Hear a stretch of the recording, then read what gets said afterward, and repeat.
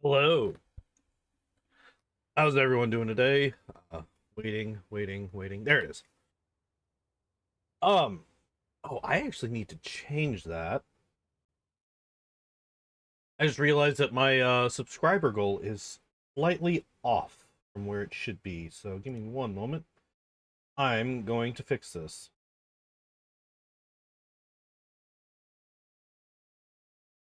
Session data, goals. We are actually 249. One away from the big 250. Um, but yeah. All right. So we are going to be going over a few more auto builds today. The hope for today is to get through both Ulbrig and Sosiel. If we can get through both of those, and there is a decent chunk of time left, we will go through Regil as well. But I feel like we should hop right into it, right? Because we tend to go a bit long on these builds. So I feel like we just hop right in and get moving.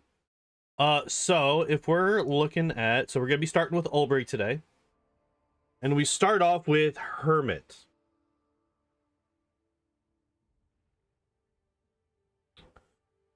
Which, to my knowledge, adds literally nothing. It's yet another useless RP background, but weirdly enough, like, it doesn't actually even work for RP, I don't think.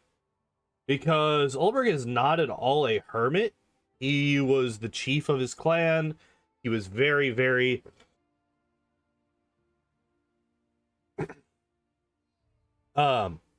invested in his family and his clan and all that stuff. Like, the closest thing to hermit was he was literally turned into a statue for like 100 years.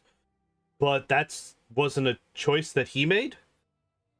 That just kind of happened to him, so I don't know why this is his background.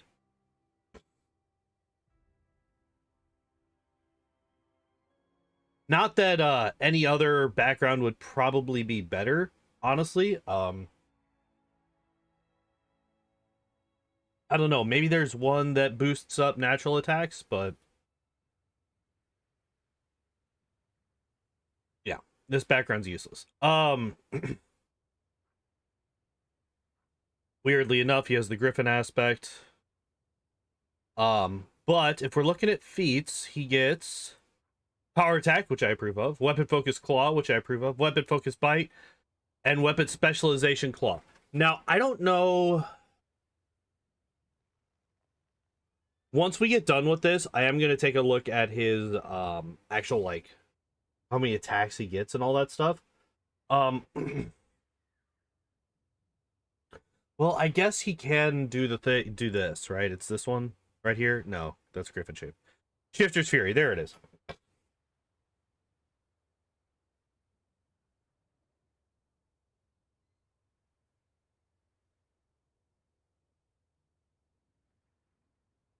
Yeah. And since a shifter is a full BAB class, this means that yeah, okay. And I think bite does more than claw, right? I don't know. Wait, let me take a look at this. Strength increases to +8, don't care. I need to know about, okay, it's here.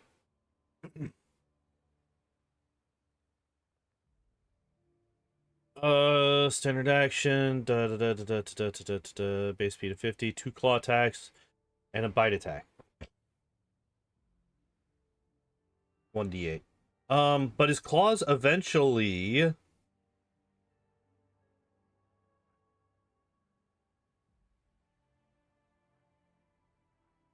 I guess if it's based on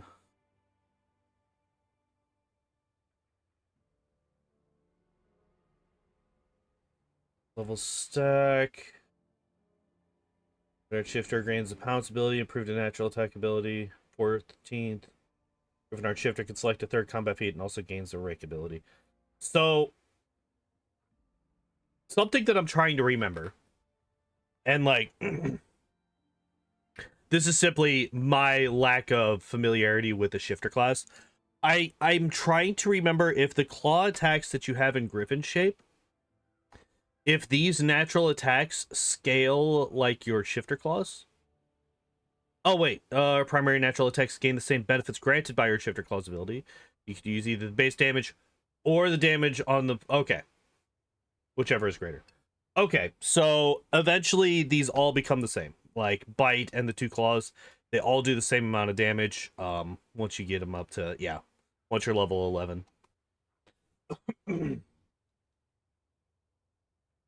Basically, I'm trying to figure out whether or not I think that going for weapon focus on both of them is fine, or if maybe we should focus on one over the others.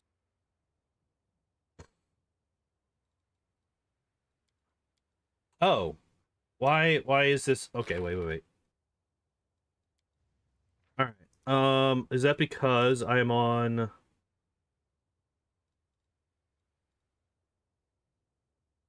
Where's it at? Where's it at? Auto level up. All right. There we go. All right. And respec. Okay, there we go. I forgot I was on a custom unfair difficulty, so auto builds were turned off for this save file. All right, so let's take a look at what skills we got: athletics, mobility, lore, nature, and perception. I think all of these are fine. Oh wait, what are his stats? 17, 16, 14, 11, 14, 9. He could probably, yeah, if you're gonna drop charisma down to 9, you might as well drop it down to 7. There's really no difference between the two. And that should allow you to get your intelligence up to 13, which would allow you to gain access to more combat feats. I don't know if any of those would be useful to you.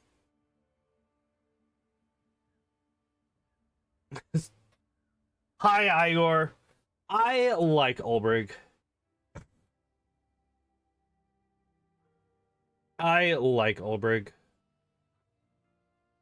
Interesting that they put his racial bonus into Dex, not strength. That's fucking weird. Level 5 when we already have toughness. I agree. Yeah, that's true. But yeah, if we were gonna be going for like full on, yeah, I think we drop charisma down to 7 and we boost intelligence up to 13. I think that's what we do here. Toughness. What would I like to have instead of toughness? I mean, we could get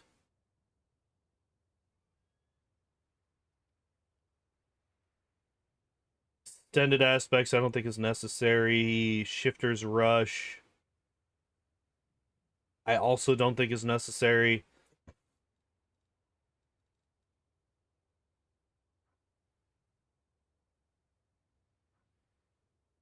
Well, wait. So extended aspects, number of minutes per day equal to 3 plus your shifter level. What does extended aspects bit do? Adds your wisdom bonus. Yeah, I would say that neither of these are really that great. Um Honestly, I might go for cleave and go down the cleave feat line, but that's me loving that line. Um at least into cleaving finish. We do have a 16 dex, so combat reflexes could be good. If we have some way to trigger attacks of opportunity more often. Um Hmm.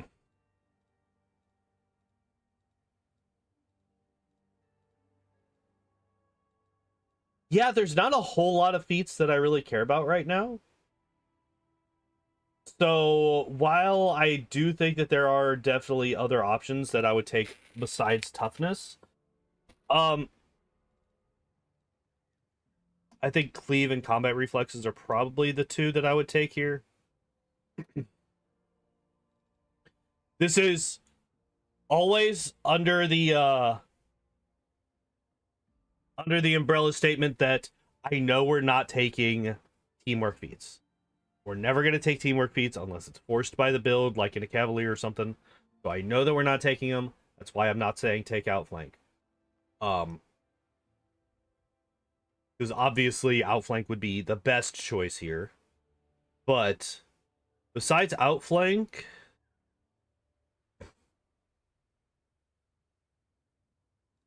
yeah, I would say either cleave or combat reflexes. Sorry. Yeah, cleave or combat reflexes I think would be the two. Maybe lunge. Never use Sosiel. I tried to use Sosiel in my very first playthrough just because I hated Darren as a person. Hello, Lopany. How you doing? I'm doing just fine. How are you today? How are you? Yeah, I tried to use Sosiel my very first playthrough. And then I realized just how much better Darren is, just as a build in general. As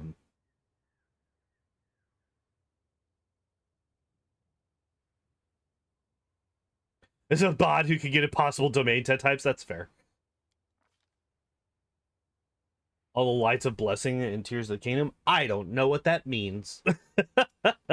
I know almost nothing about that game. Literally, the only things that I've seen about that game are those crazy build videos that people uploaded whenever it first came out, making fucking mechs and shit. That's all I've ever seen. Added another bard? You mean added a bard at all?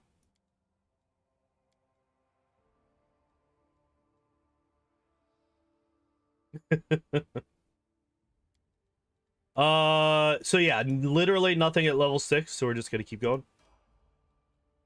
Mythic rank 1. Mythic rank 1. Master Shapeshifter, yeah.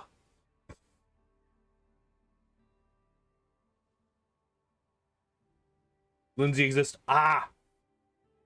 Oh, is she a Shellin worshiper? I didn't even know. That's how much I remember the actual characters of that game. You'd think, considering I have almost 900 hours in fucking Kingmaker, that I would remember stuff about it, but I do not remember literally anything about the character. Well, I remember some things about the characters, but yeah, I did not know that she was a Shellin lady. Master Shapeshifter is yes. This is the correct choice. You want this immediately, you want this as soon as possible. Oh, is she the one that made her immortal? Okay. Immortal until she's not. Yeah, this is easily the single best fucking thing that a shifter can get. Oh, is that just all the shrines? Okay, I gotcha. I gotcha.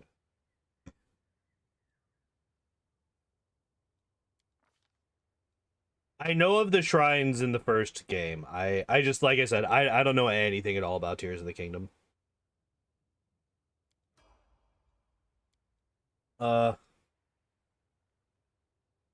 Did her mom give her? I don't fucking know.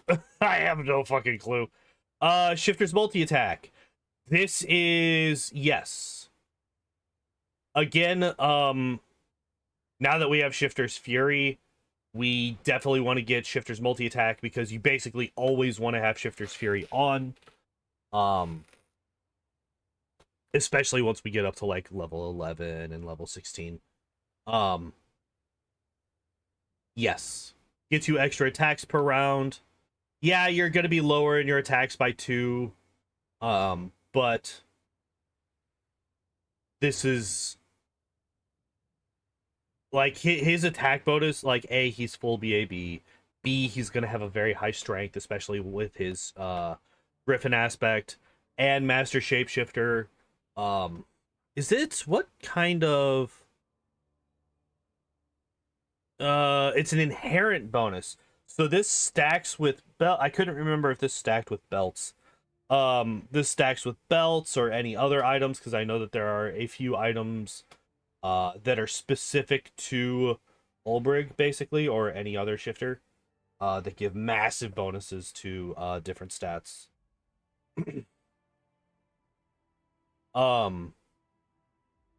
So yeah, he's gonna be able to boost his strength to insane levels.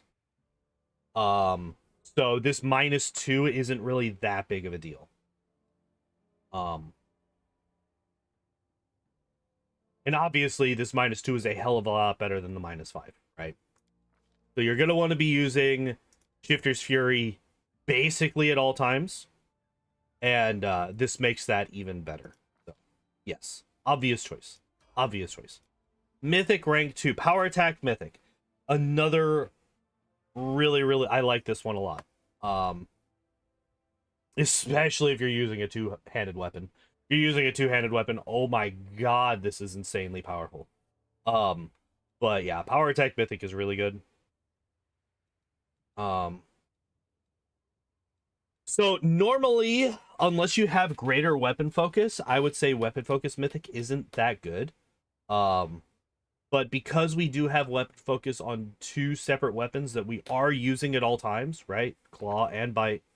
I would say that weapon focus mythic isn't actually a terrible idea. So if you find yourself not hitting as often as you would like, I would go with weapon focus mythic over power attack, because obviously the extra damage doesn't help if you're not hitting, right? But also if you're not hitting, then just take off Shifter's Fury, and then you get that extra +2 as well to all of your attacks, which is literally double the bonus of this weapon focus. But yeah, there's I think of the three, I think those are the three, power attack, weapon focus, and weapon specialization that I would pick here. As of right now, weapon specialization is very much the weakest, right? Because it's only half your mythic rank on damage rolls, so we're only going to be getting a +1 from this, whereas from this one, we are getting basically a +4. Or I'm sorry, a +6. No, wait, sorry. No, we're getting a sorry. I was looking at the flat numbers instead of considering these an increase. But yeah, we're getting a +1 to every attack, which is actually the exact same right now. Huh.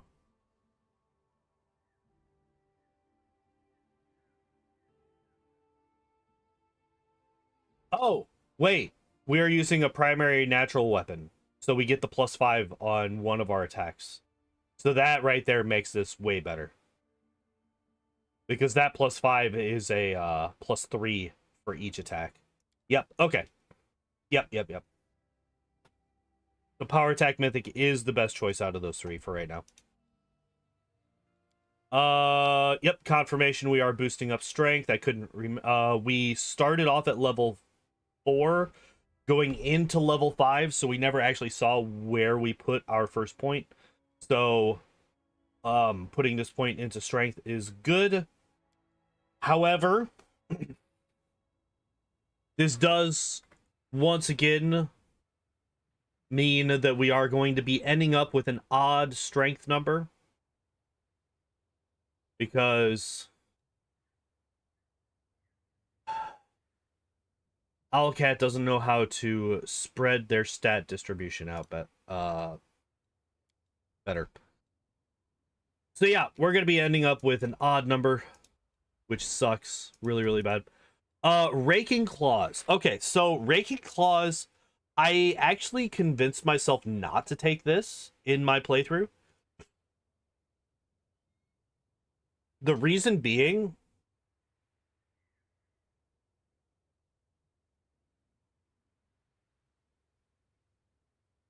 It's 1d, it is 1d6 points of damage, but 1d6 is, oh wow, I apparently have not been paying attention to chat at all. Sorry about that. Need a Pathfinder lore stream, but that would actually be kind of fun. The auto is actually really good. I do not remember you saying that, Matt. I must have missed that. Sorry about that. Seems kind of hard to go wrong.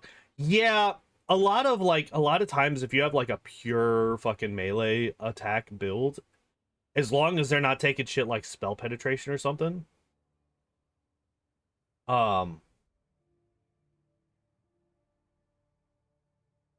Spirit orbs from Breath of the Wild replaced by Lights of Blessing and okay. And then pick everything that buffs natural attacks. I did see that one. Okay. And then Lopuddy, you can't just say that you heard something funny and then not share it with the class. But yeah, so I talked myself out of taking this because even even on unfair, which I did buff this particular campaign up to unfair towards the end.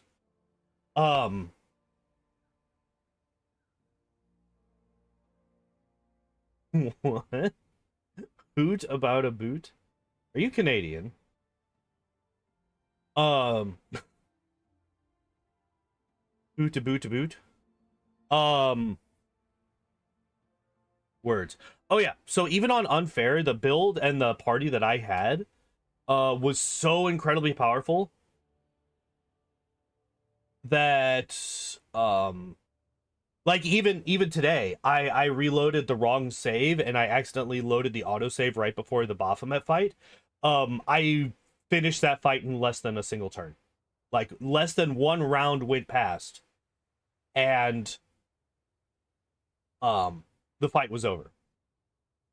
So if you build your party correctly, which granted you're not going to be if you're doing auto builds, but like this damage doesn't even get a chance to go off most of the time.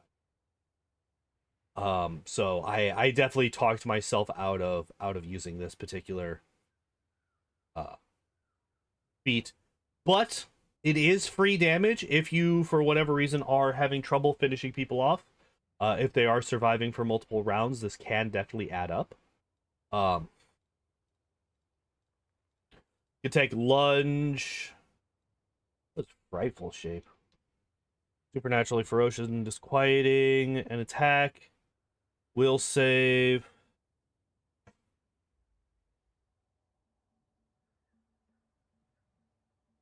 It doesn't stack, Afro. It's only ever 1d6. It's only ever 1d6. That's the unfortunate thing.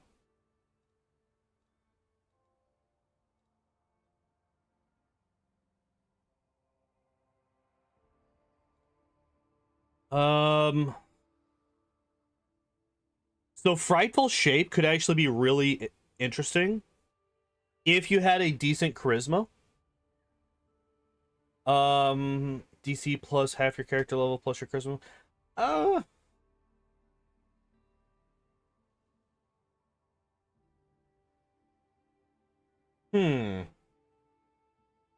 Actually, no. There's too many caveats here. Right? Creatures that succeed are immune. DC 10 plus half your character level plus your charisma mod. Yeah, that's the thing, Matt. We slightly dumped our charisma, so we have a -1 charisma mod. And it's only so like unless we get something that boosts our charisma, like a headband or something, the highest this will save is ever going to get is a 19. Which the vast majority of enemies, and that's like at level 20, that is max level end game DC 19 to save against it. And then they get one save, and if they succeed it, the instant they succeed at it, which they're very likely to do, they are immune forever.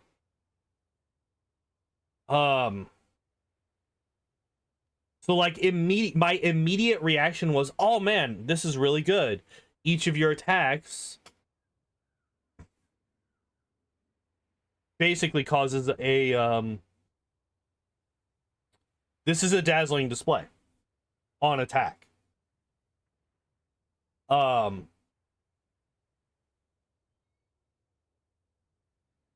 This is a dazzling display on attack that doesn't actually take into consideration anything that boosts up dazzling display, right? Intimidating prowess would not help it. Having a bunch of points into persuasion wouldn't help it. More like Cornigan Smash on attack, kind of. Or yeah, Dreadful Carnage, which is basically, I mean, Dreadful Carnage is just dazzling display. It's just an extra trigger for it where you don't have to waste your turn doing it. So yeah, I would not recommend Frightful Shape, honestly, unless you're going like a really high charisma build for your shifter for some reason. Energized Wild Shape.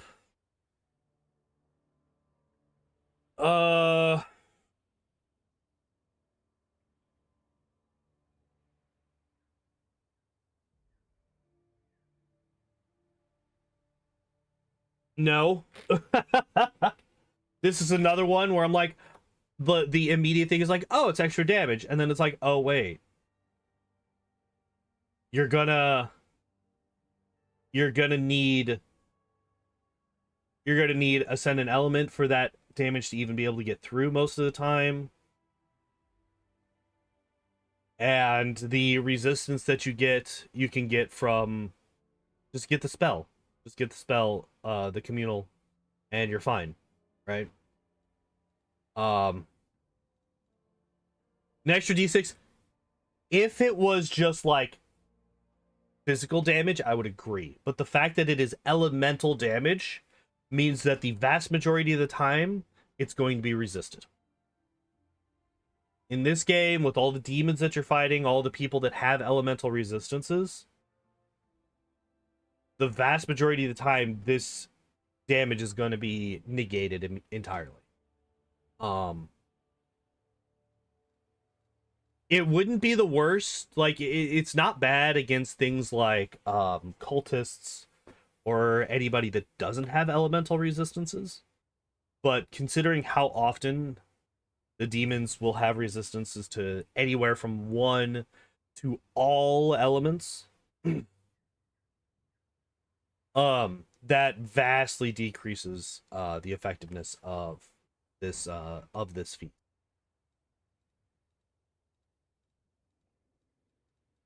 There's always cleave. Start down the cleave line. Improve critical, greater weapon focus. All of these are very viable options. I would take those over Raking Claws, honestly. And then we get weapon specialization bite. So we now have weapon specialization and weapon focus for both of our claw and bite attacks. Again, I'm not entirely sure how okay I am with doubling up on these feats like this. I'm not sure how I feel about it. I don't know. Last Stand.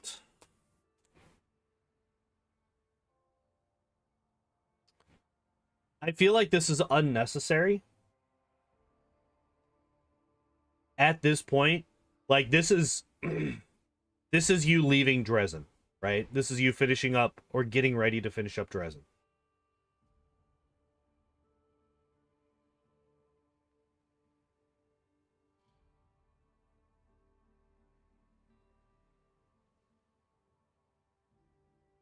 However,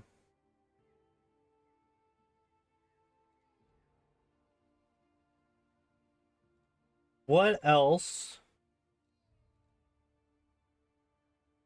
Brutality Incarnate is kind of a trap because as a shifter, you eventually gain, you're able to bypass DR naturally. So Brutality Incarnate would not be a great choice here. If you were gonna take the elemental damage, you could take Ascendant Element here. Like here's the thing about Shifter Bypass DRN. I think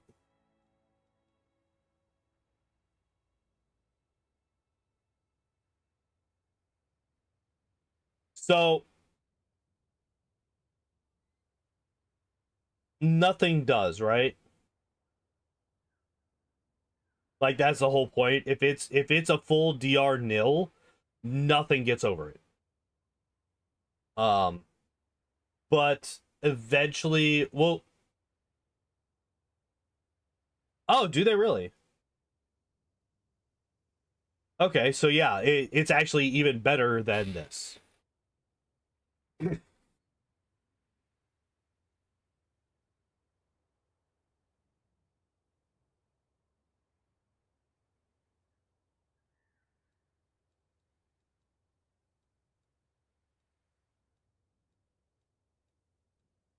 Leading Strike could be really good if you're playing in real time.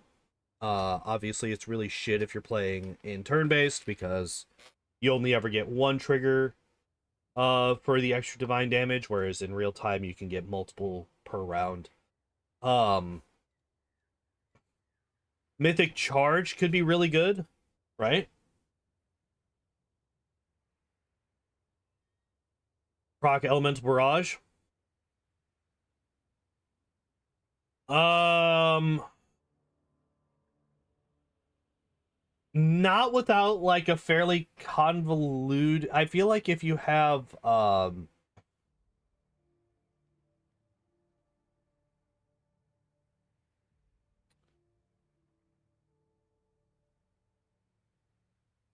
if you could have both the elemental feat that we were just talking about, I already forgot what it was called.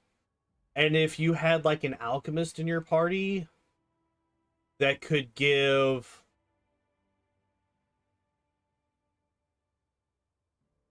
like genie kind or something. Is genie kind on the elementalist or alchemist?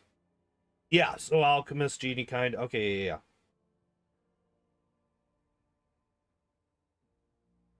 Oh, it can't? Oh, I did not. Wait.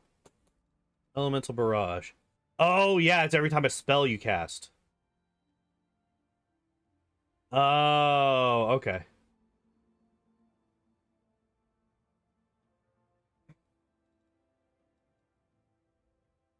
I did not know that.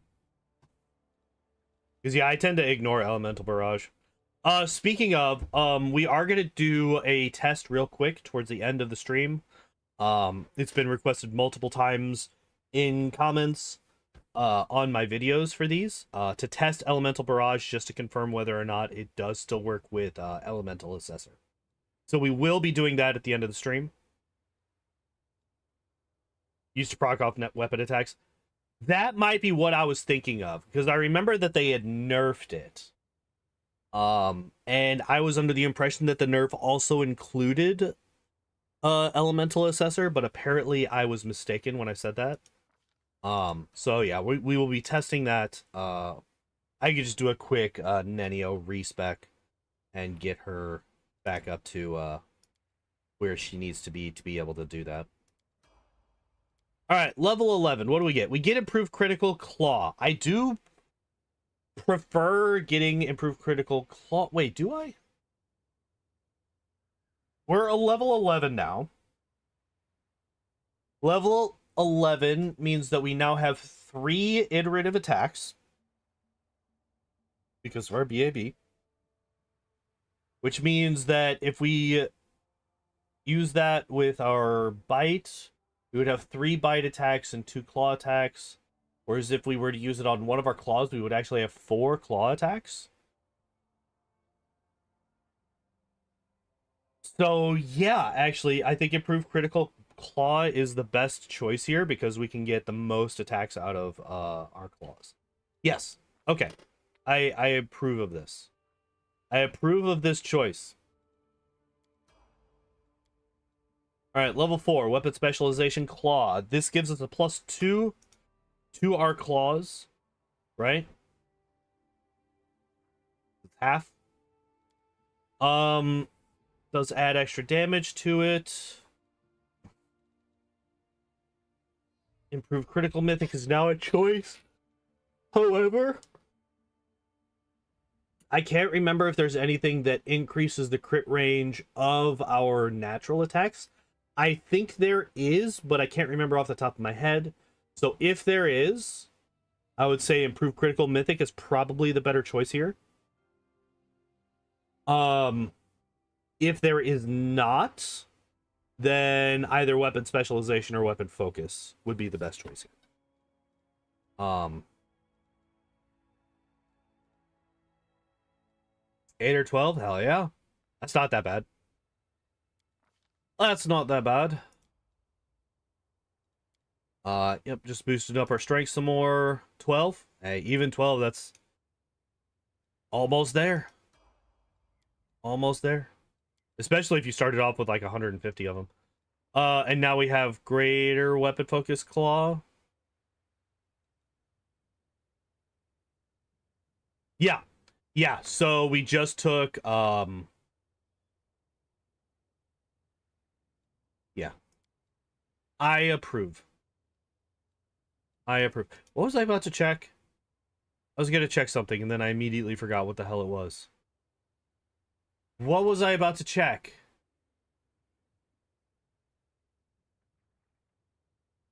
I can't remember. It's gone. It's gone forever. Oh, one of those. At 3 hearts and 1 stamina ring? Oh, okay.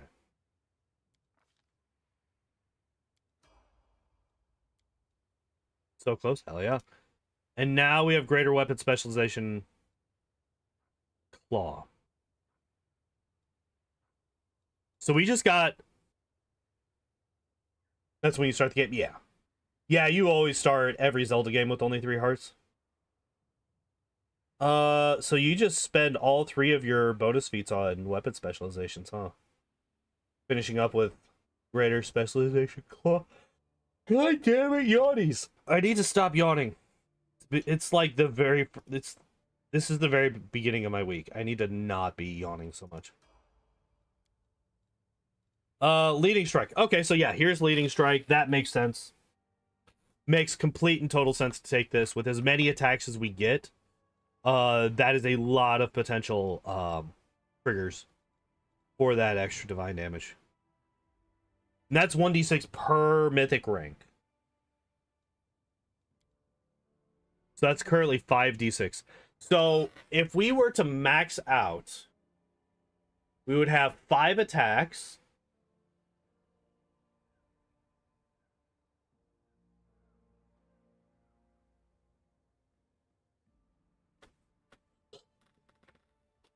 And if you were to get lucky enough to land an attack in between every single one of Ulbrig's attacks, plus also hitting with all 5 of his attacks, that's an extra 25d6 damage per round.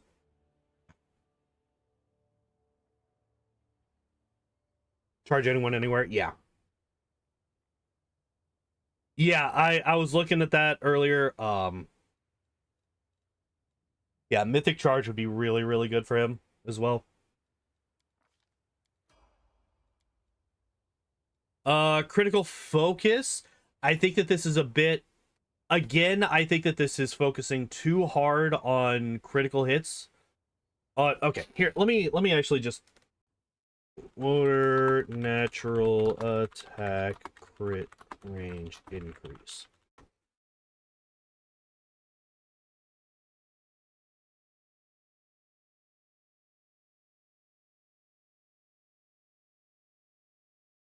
$10 years ago. That's not helpful.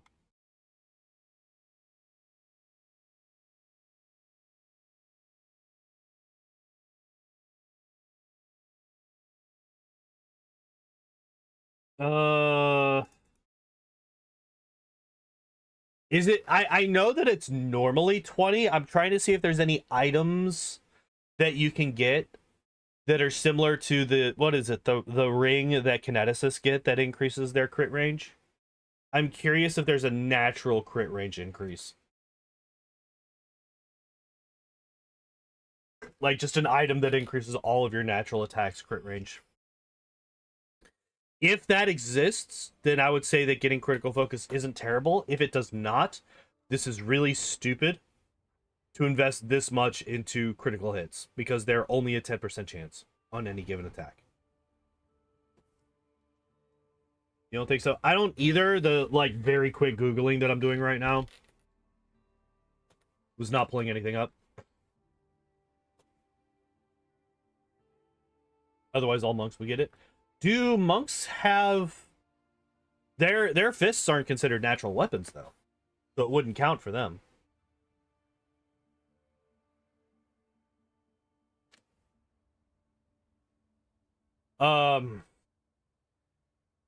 Yeah, I don't like critical focus here. This is just, yeah, fists would be unarmed, not natural. Yeah, exactly. Yeah, I don't like critical focus. I almost never like critical focus on these builds because they always take it on characters that have like a nat 20 only crit range before improved critical. And then we get weapon focus, mythic claw, yeah.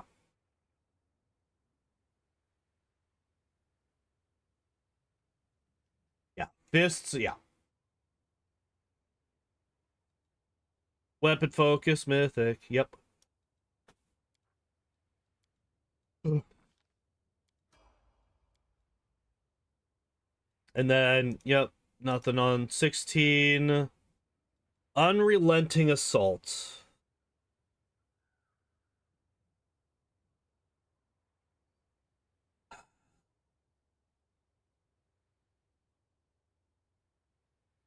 I don't like this. I don't like this because if you were going to be going for this,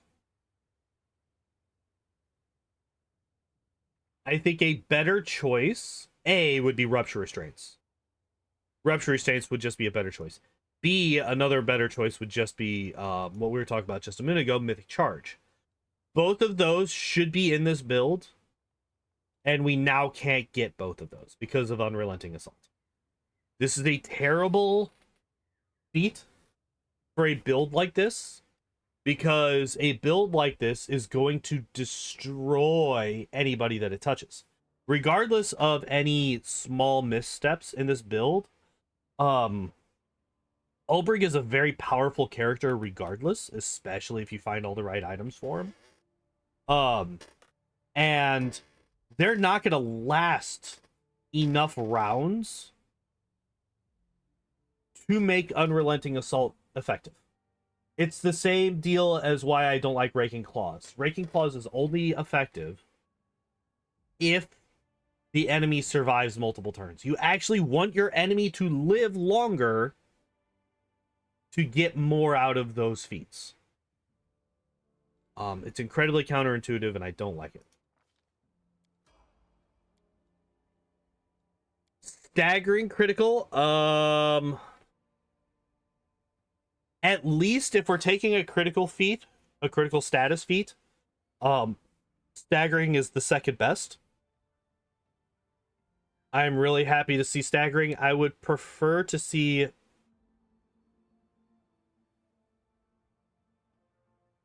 Oh, wait, no. I'm sorry. Staggering is the worst. Never mind. I was, like, completely off. Sickening is the second best. Tiring into exhausting is the best. Actually, I would say... No. I'm sorry. Staggering is the second worst. Blinding is the worst. Blinding is the worst. So yeah, congratulations. You picked one of the worst critical feats. Terrible. Don't do it. And then improve critical claw.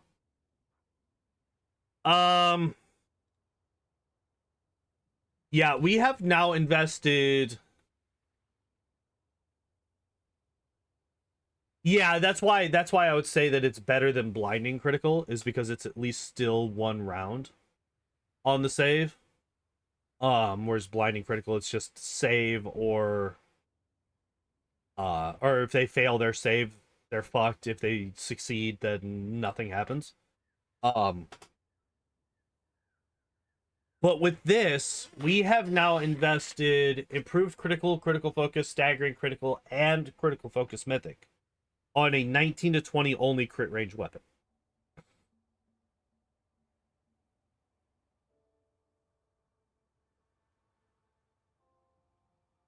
This is not good. Don't do this. This is too much for such a small crit range. It is too much for just a for. Don't do it. It's bad. It's bad.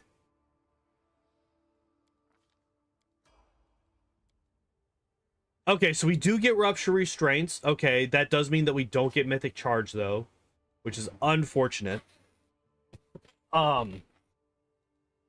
Mythic charge, like was said in chat, like mythic charge, along with the death from above and pounce abilities, this just does so much fucking damage.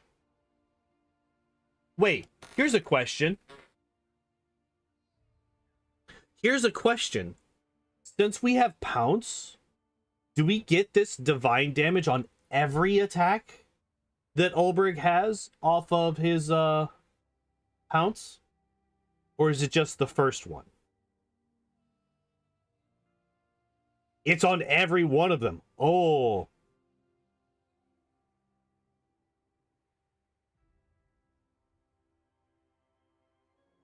Because this is going to be really fucking good regardless. But if it's on every single one of his attacks, that's potentially... Once you're level 20, that's potentially 60 d6 damage.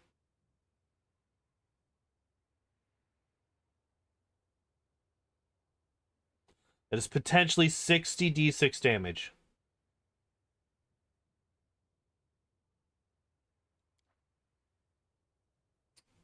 And you know what? That right there, that's why they didn't take it. That's why they didn't take it. Because that would make this build fucking OP as shit.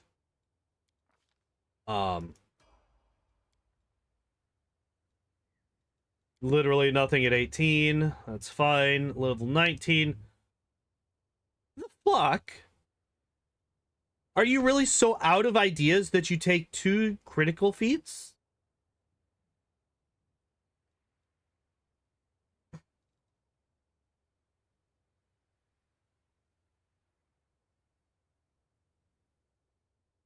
Fuck, take improved initiative. Too late to take the cleave feats, unless you want to drop your lat. What the fuck? Why would you take another? Why? I mean, at least it's the best one.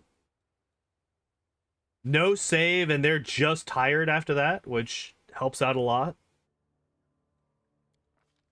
That's fucking weird that that's what they chose. Okay, sure. And then tough to fuck off. Ever fixed pummeling style, now working on natural weapons? I didn't even know that was a thing. Didn't even know about that in the first place, so I can't tell you.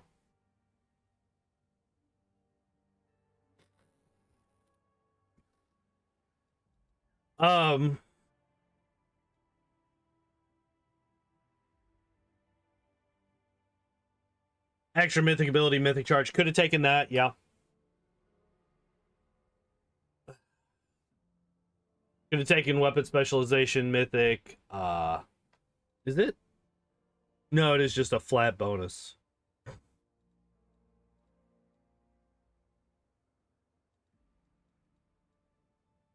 Yeah, that's real dumb. And then level 20 has nothing. We end up with a fucking odd strength because... Hooray!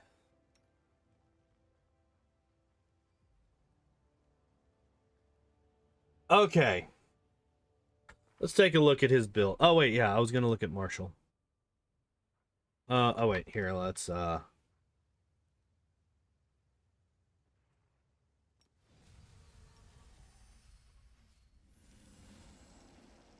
Alright. Now we could take a look at this. Oh, wait, and doesn't matter which of the claws. So yeah. All that, 35, 32.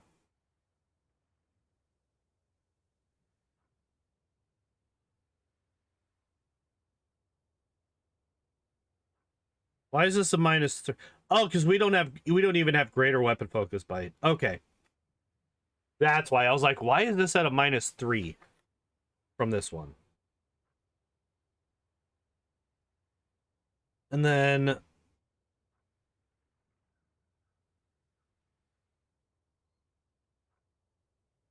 okay. It's a -2 because of the second arrow. Okay.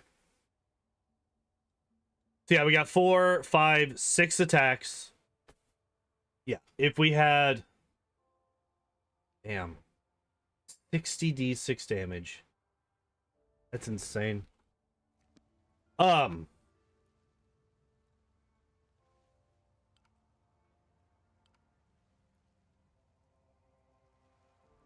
yeah, we have Nenio in the party as well, by the way.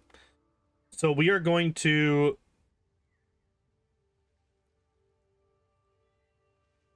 respec Nenio real quick. We're just gonna go straight through.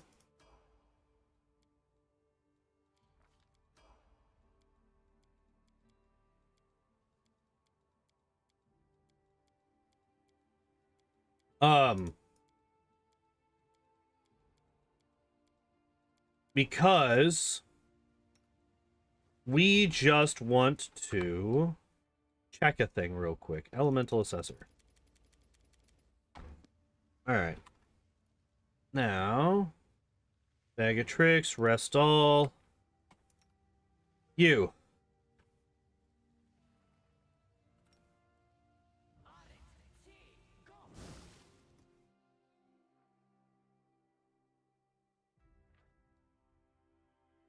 $10d6, okay. Yeah, divine. Yeah, okay. So, I was incorrect. Elemental Assessor does do the divine damage on all but the first hit.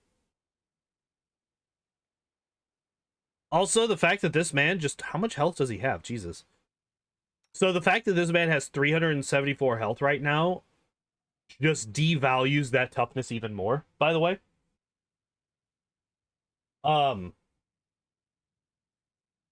If you took away both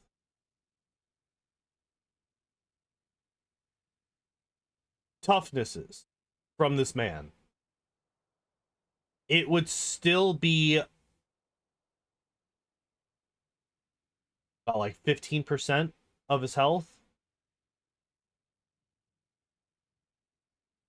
Well, let's see. Let's do a bit of math here. So if we have 374 minus 40 would be 334. I'm sorry. 40 divided by 334. Yeah, 12%. So we increased our health by 12% by taking 2 feats. One of them a mythic feat.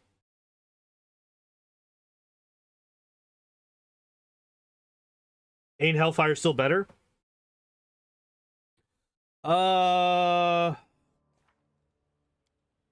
we have Hellfire Ray? We do not. Do we have a scroll of Hellfire Ray?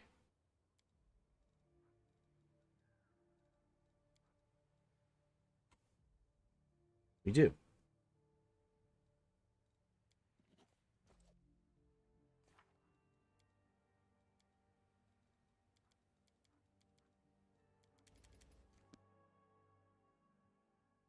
All right, so this did... All right, 57 plus 58 plus 52 plus 31. 198 damage.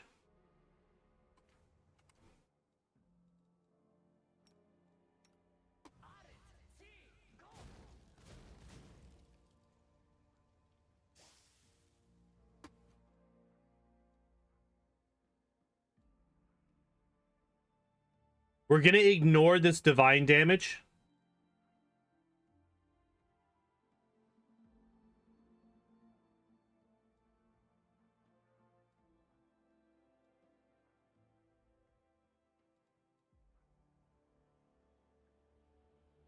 Why is it times 5? Why is it halved? Oh, because the others oh yeah. All right. None of these were reduced though. Right? Yeah, so why were these reduced? Oh, because of the 0.5. That's what it is. I thought that this was being reduced because of okay. This also doesn't matter. All right, so we got 29 plus 29 plus 25 plus 25 plus 26 plus 26. 160.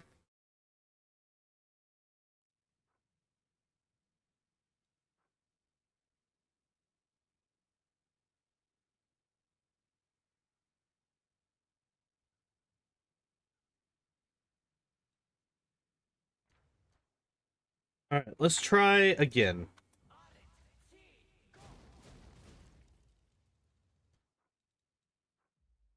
So we got 28. Oh, interesting.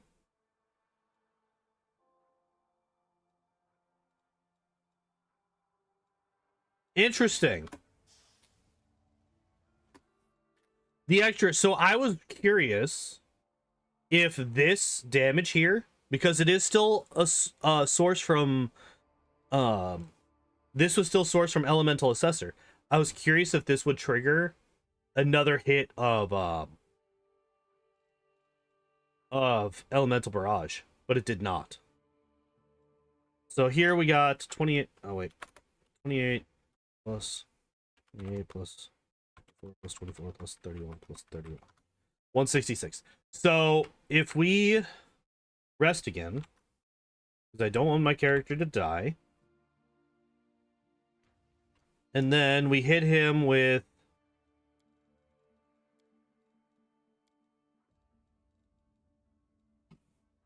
Elemental Barrage again. Yeah, Elemental Barrage does actually do better than Hellfire on average. Because that's another one, like 57 plus 53 or 27. Yeah, 191. Hellfire is averaging around 160, whereas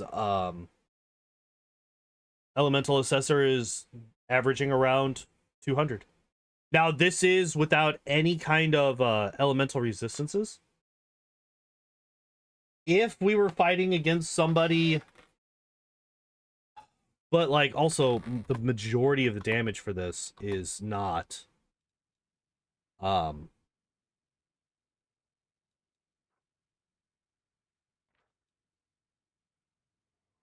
wait, is Elemental Assessor just 6? No, it's 2d6. Does it only roll once?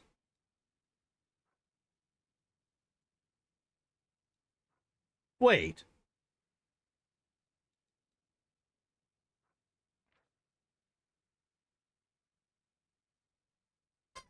Wait a second.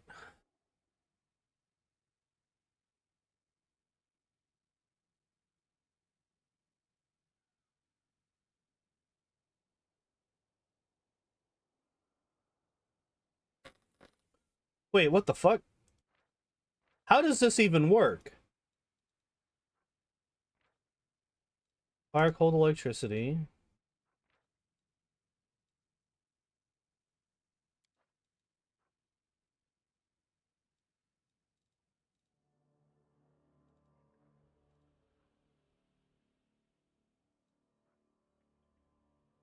But like the thing is it always only ever going to be 6? Wait.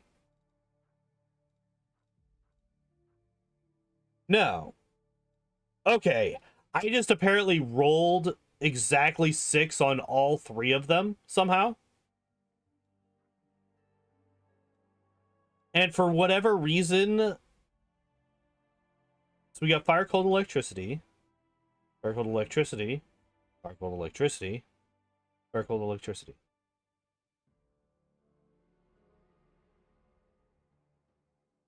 Wait, how the fuck does this spell work, actually?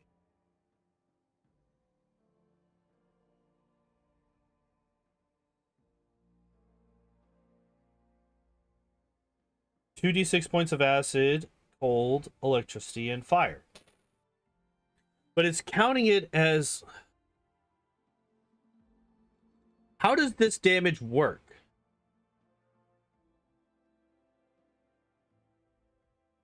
Because the way that it's worded, it would be like each of these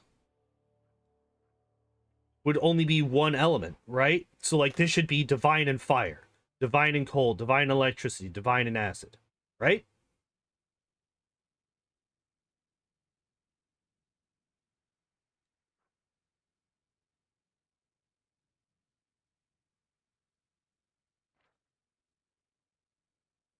But like it's like the divine takes over the acid here.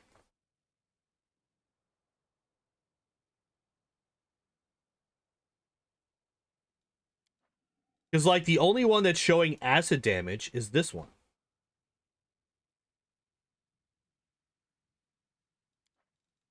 So what about this one down here? Acid, divine, divine, divine.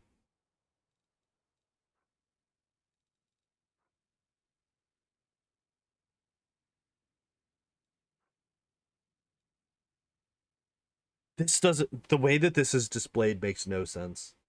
Showing them all, but it's 4 hits, like how you're thinking. It's showing the firewall on all, but counted once.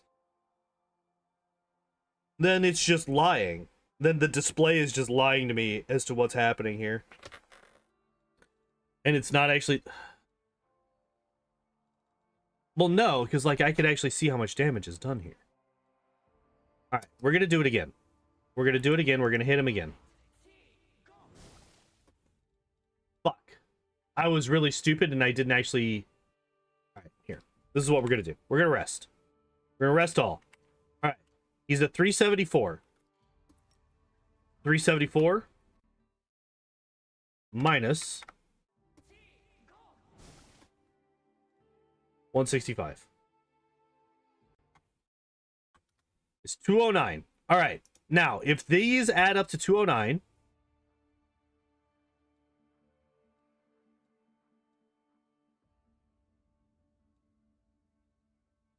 minus 49, minus 47, minus 49, minus 42, minus 22. Yeah. Okay. So this damage is correct.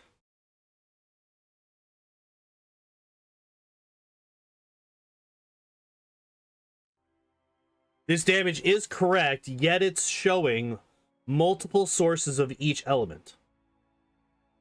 Despite the fact that there should only ever be one source of each elemental damage.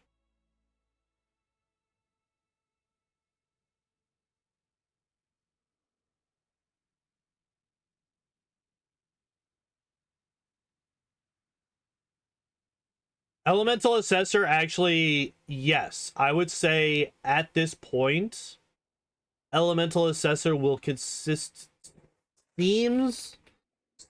to consistently do more damage than Hellfire Ray. If you have Elemental Barrage.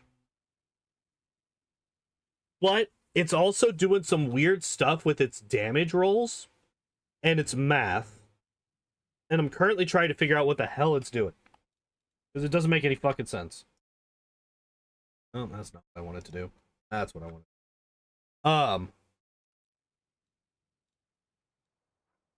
So, like, it's showing fire damage on every single one of these. It's showing cold. It's showing fire, cold, and electricity damage on every single one of these. But it's only showing acid damage on one. Need to test on an actual demon, though, with resistance? See, the problem is, this is Colfier Mines. This is... As you can see, there's Baphomet in the fucking screenshot. So I can't really do anything there. Unfortunately. And I don't really know where to go for demons on this particular save.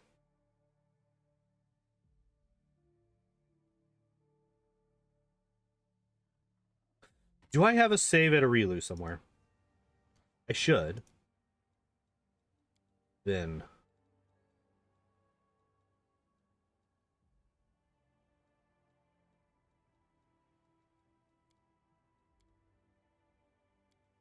Shield maze.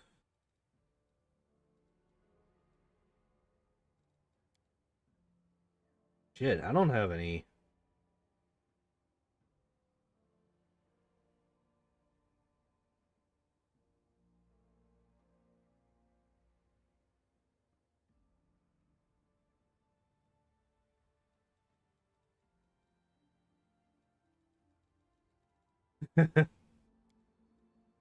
Can you just spawn an enemy? I legitimately don't know how to do that. I have very little understanding of how Toy Box works. Um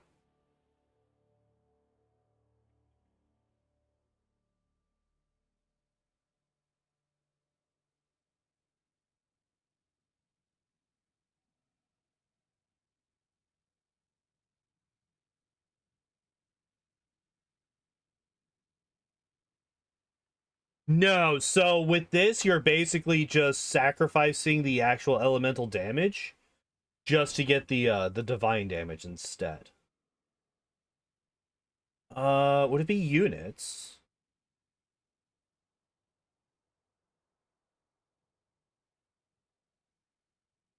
Okay.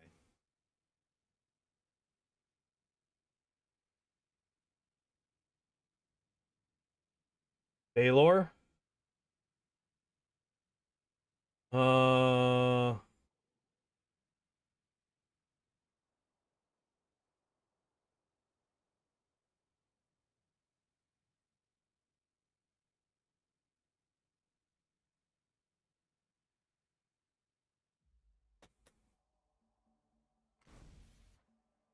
okay.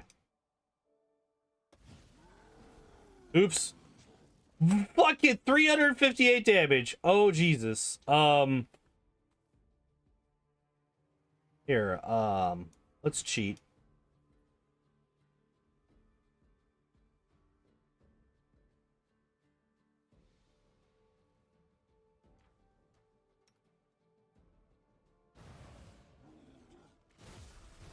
God damn it, stop killing her!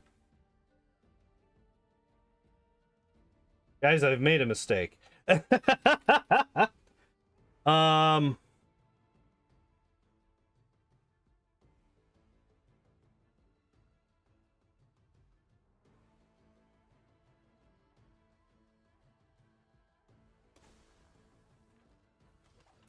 Okay. Everybody stop. We don't want to kill this guy. No, no, no, no. That means you too, Woljif, you fuck.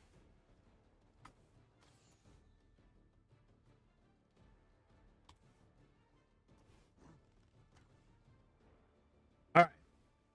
Everybody just needs to chill the fuck out. That means you too. Become disarmed.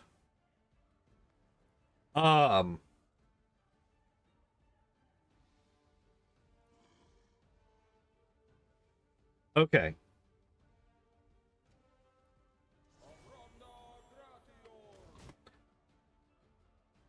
Fuck the what, Darren? Stop.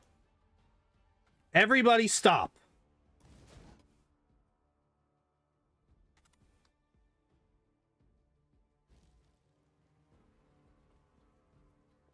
No. Stop, I said.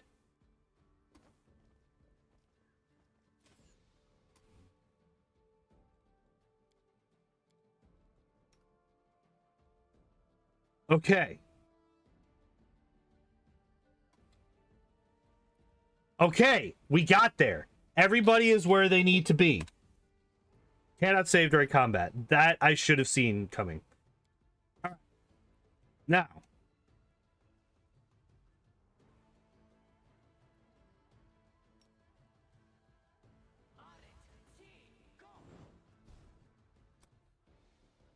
Oh.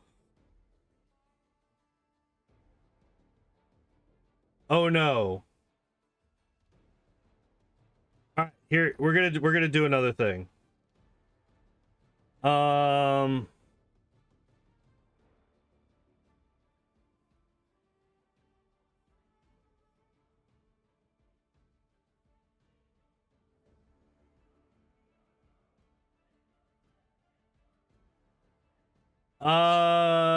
All attacks hit. Yes, party. There we go. Because I didn't want to do all crits. All right, the Shadow Demon apparently can't do any damage. The Shadow Demon can't do any damage to him. I don't want to set to nat 20 because then it would crit. These are still critable attacks, I think.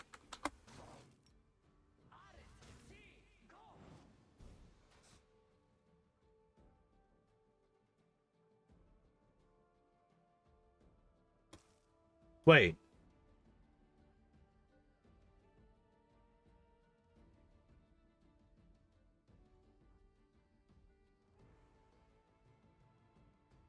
Why did it do nothing?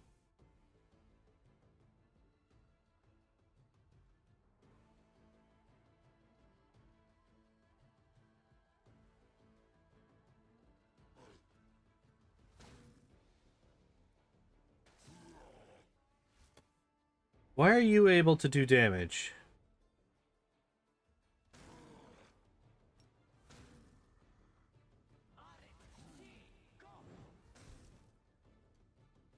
Why is the Elemental Assessor not doing damage?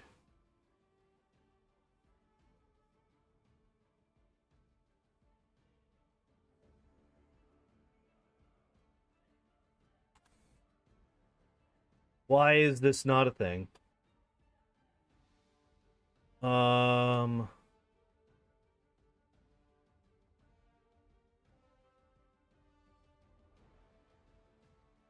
Try Hellfire? Yeah.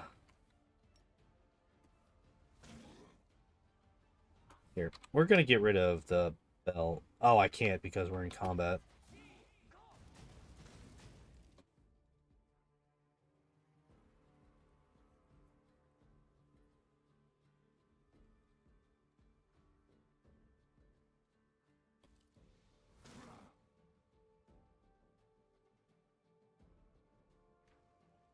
Okay.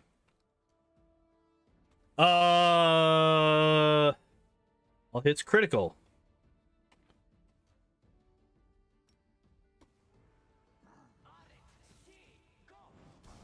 There we go.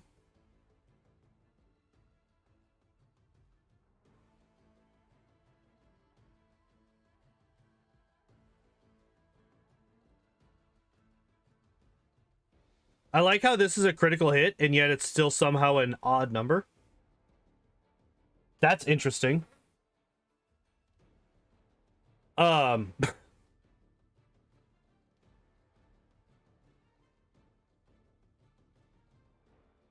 don't know why they do this instead of just rolling and then doubling what you rolled. Like, I don't understand how that works. I don't understand the choice.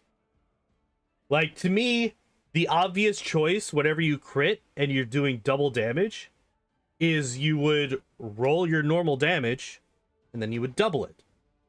Not, let me get all of the dice out that I own and roll all of them. Like, it doesn't make any sense.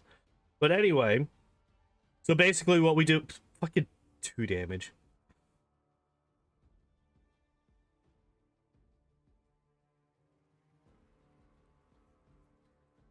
So we just cut this in half. Basically.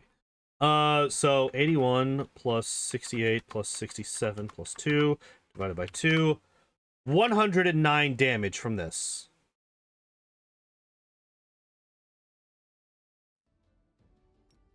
All right.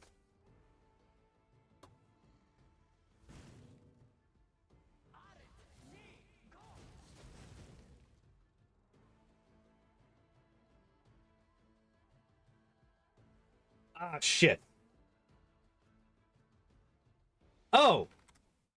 Sorry, I thought you said no hit. I thought you were talking about the fact that we kept missing with all of our attacks despite it coming back and literally showing that we were hitting. But yeah, hi, welcome back. Welcome back, Lopany. Welcome back, Clough.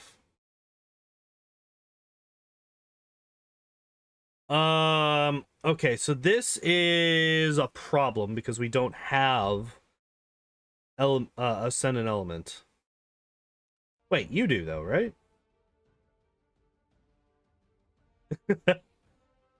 It wasn't me trying to be a dick. It was me misunderstanding a thing. Do you have it? Yes, you have the red salamander. Okay.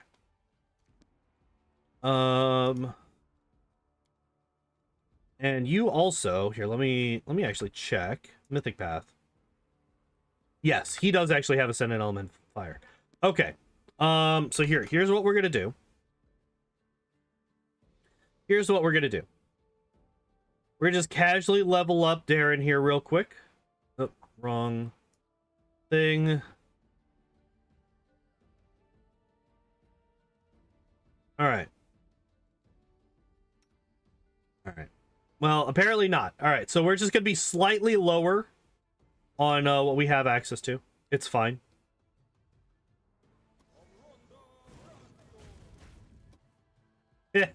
Of course, Darren hits for 69. Of course, Darren hits for 69. So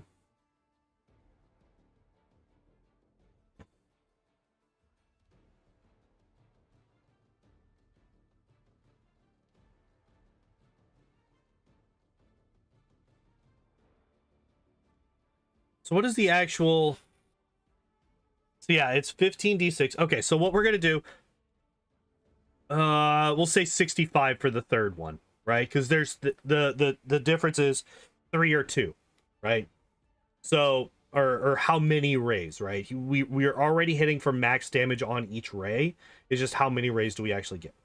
So we'll say that we hit for 65 on that third one, right? 69, 60, and then 65. So 69 plus 69 plus 60, not 610. 2 194.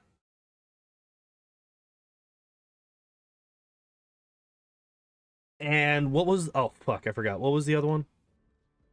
I already forgot.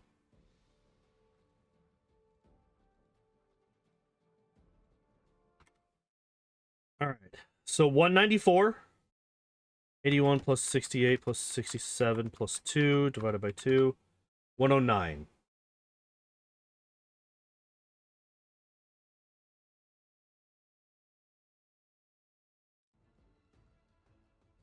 Are we doubling? Yes, we are.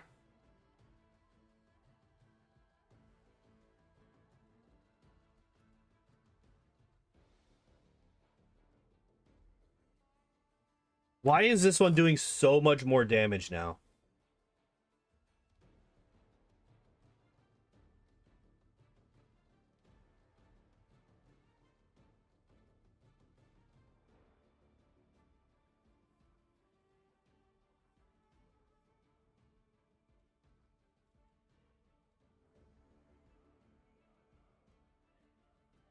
Oh, wait. What the fuck is hide armor? Oh, shit. Okay. Okay, so we need to take that off of that damage. Okay.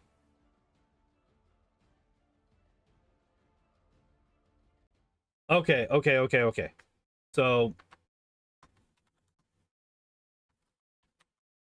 minus 45 divided by 2. So that's still on average 171.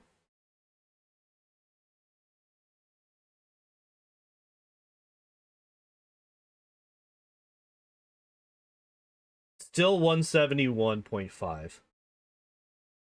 Why is this one doing so much more damage now than the other one was when the other one was doing so much more damage earlier?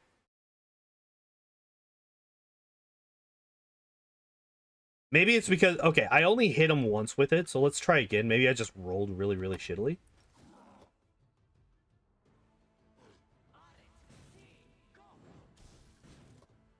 Okay. 78 plus 64 plus 73 plus 2 divided by... No, this is going to be another 100, give or take. 108.5. The resistance difference? I don't think it should be that much, though.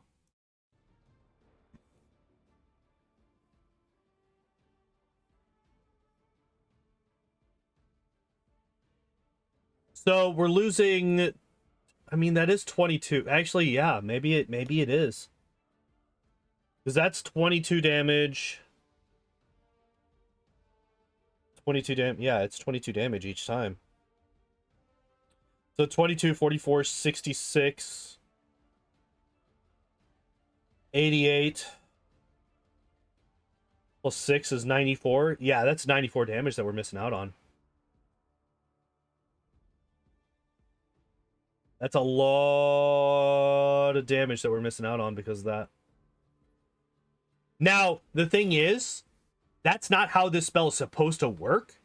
So... But if the spell was working the way that it's supposed to work, we actually would not be getting this kind of damage anyway. So we're actually missing out on damage that we're not supposed... So, like, this is actually stronger than it should be. Elemental Assessor is actually stronger than it should be because it's multiplying all of the elemental damages for some reason. We're getting 4 sources of fire, 4 sources of cold, 4 sources of electricity, only 1 source of acid on any given attack for whatever reason.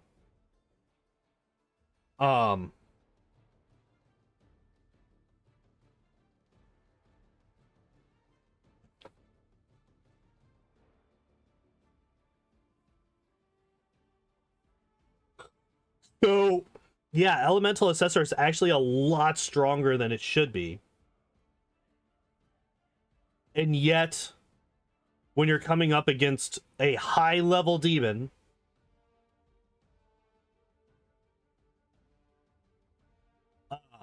Hellfire Ray with Ascendant Element still beats it out on damage by a large margin. By a large margin.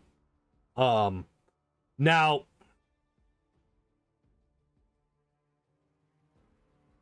I might be missing something. There might be something that I'm doing wrong. I can't imagine that there is. Because,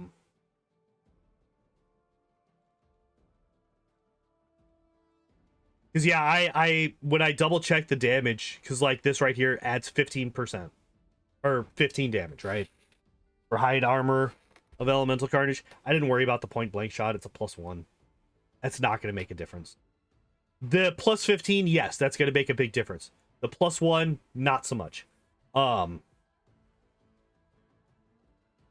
I did take 45 off of the theoretical 69, 60, 65 damage rolls that we got. To get a more fair comparison.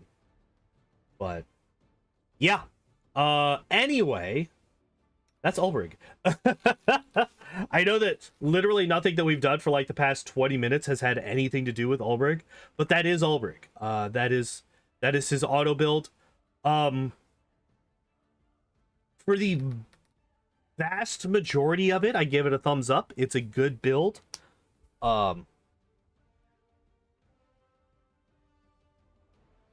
Feeder ability, mythic difference.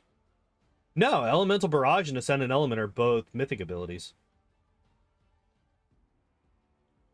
They're both mythic abilities.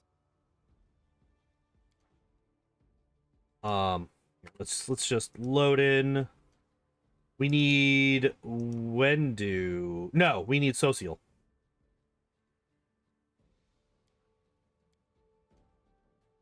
We need Sosiel.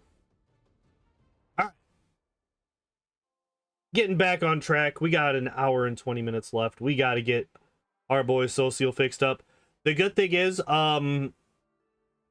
his build is probably going to go pretty quick because he's a cleric. Clerics don't really have a whole lot of choices past level 1. Um, and so I definitely expect this build to go very, very quickly.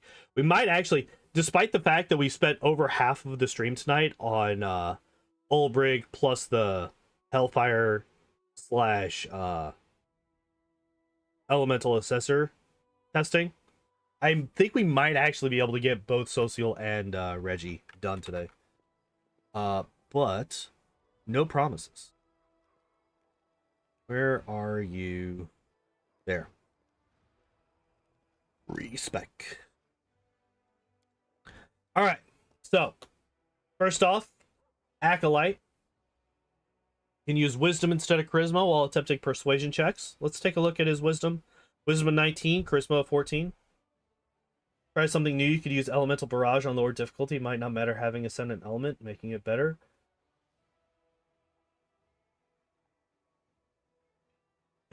Maybe. This was on basically unfair.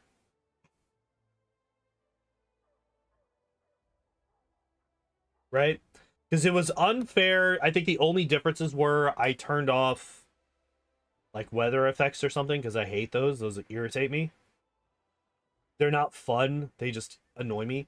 So weather effects I turned off, and I think I turned off weight limiting my carrying weight limiting my speed or something like that, because that's also just really annoying to deal with.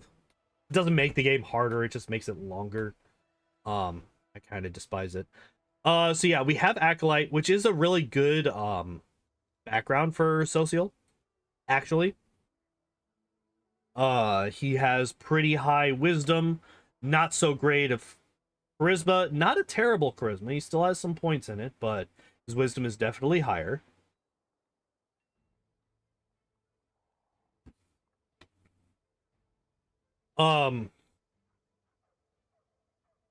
So getting that accolade, getting to be able to use wisdom instead of charisma for persuasion is pretty good. Pretty good. Selective channel is a good is it a good choice? So okay, here's the thing with me and Sosiel. I have no idea how to build this man. I've always had trouble building clerics because I want to build them as healers, and healers don't really do anything in combat. Like, all of their work comes after the fight's over, right? And then you have spell focus conjuration,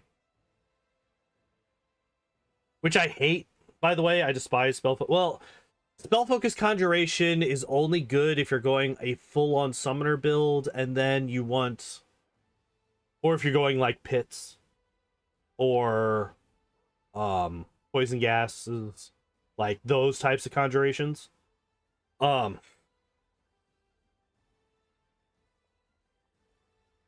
Or give them a pet and go full melee, what I do. You could definitely do that with him. Sosiel, I could see you doing that. He does have a decent, he's got a pretty good strength. Do clerics get, they only get medium armor, right? Yeah, only medium.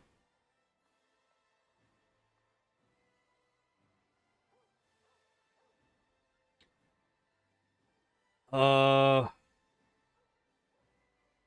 yeah, he can go medium armor.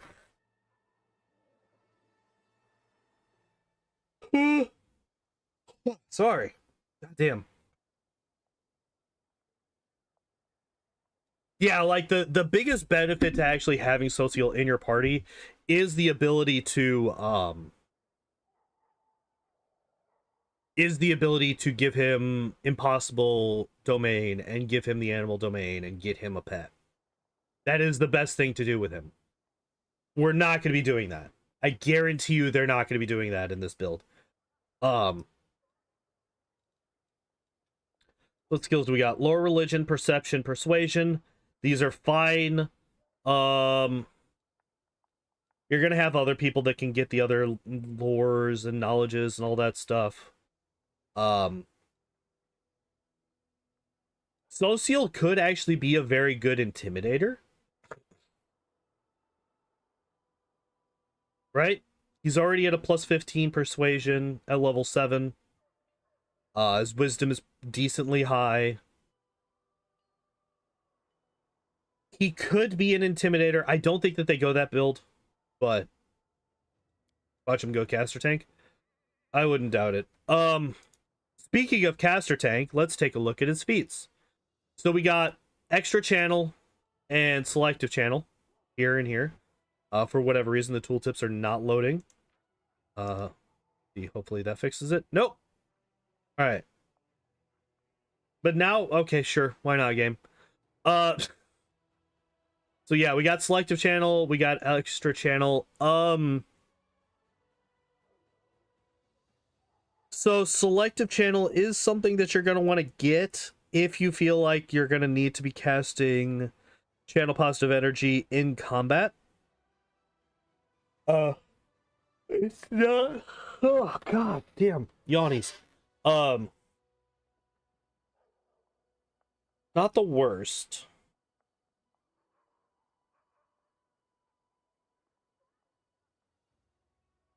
But like at the point where you pick up Sosiel,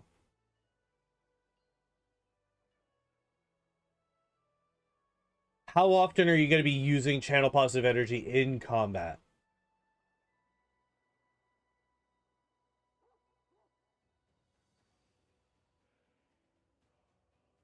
Obviously, channel positive energy or selective channel is very important if you're going for like a dampier. Because otherwise, you're just gonna. Well, no, because then you have to damage undead. You have to select damage undead.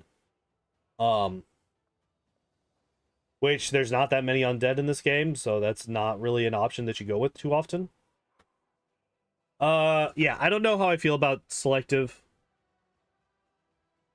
Like when it's okay, when it's good, it's okay, and most of the time it's not even that, because you're going to be using channel positive energy outside of combat. But whatever. Extra channel, I do think that is necessary for him. He does not have the insanely high charisma that Darren has, so he's not going to have nearly as large of a not gonna have nearly as large of a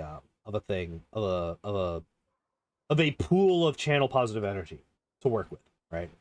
So getting extra channel is pretty important for this guy, because otherwise he's gonna be fairly limited.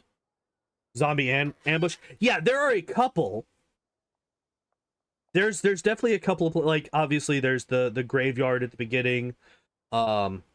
Even in the market square, there's the little necromancer there. The Lost Chapel is full of undead. But, like, honestly, once you get past the Lost Chapel, the number of undead that you run up against just fucking vanishes. There's just no more after Dresden, really. Because there's that one pit in Dresden where you run into a whole bunch of spawning undead. But the game very, very much stacks up all of the undead enemies very early on. There are very, very few undead that you run into after Dresden. So, offensive channel energy usage. It has its places in the early game, but it falls off very quickly. We get toughness, armor. Oh, so he does have heavy armor proficiency. Okay. This is important for him if we are going to be going into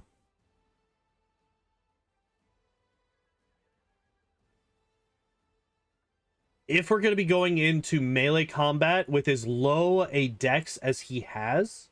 You really want to have heavy armor, because he has a flat 0 on his dex bonus. So you want to have heavy armor on him, so getting heavy armor is important. Spell focus, conjuration, and toughness. We all know how much I don't like these. More so with the toughness than the spell focus, but I do not like spell focus, conjuration, except for in very, very specific circumstances, which I don't think that we're going to be going. Domain Zealot, I hate it. Neither of his domains are that great, and I don't think that either of them are that useful.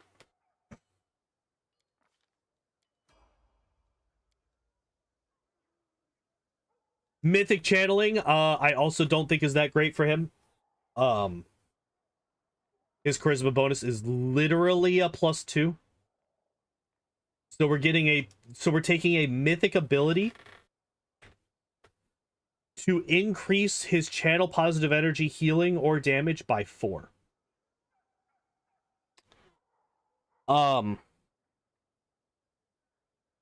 Again, this is not Darren.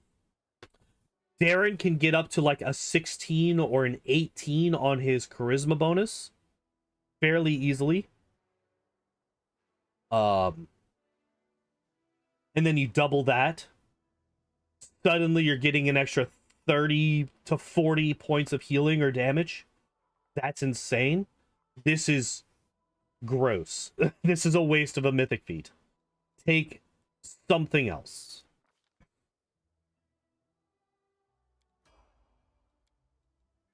Yeah, like that's the thing. Sosiel is never going to be as good a healer as Darren is.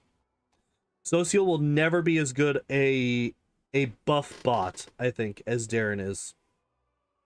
He is... Oh, and they're boosting up his wisdom, by the way. And also, as we could see, we're level 8. We now have an even number on our wisdom score, meaning we're going to have an odd number at the end. Hooray.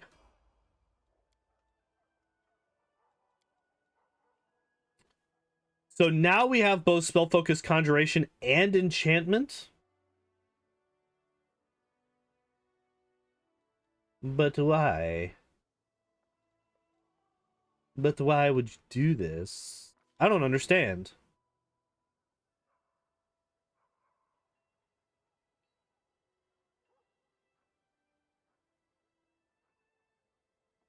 Okay, so we get Constricting Coils as enchantment.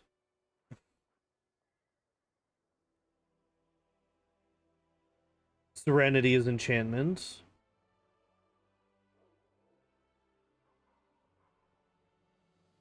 Greater Command. Okay, so there are a fair number of enchantment spells. Just here at level, what was this, level 4? Level 5, sorry. Why I thought it was level 4.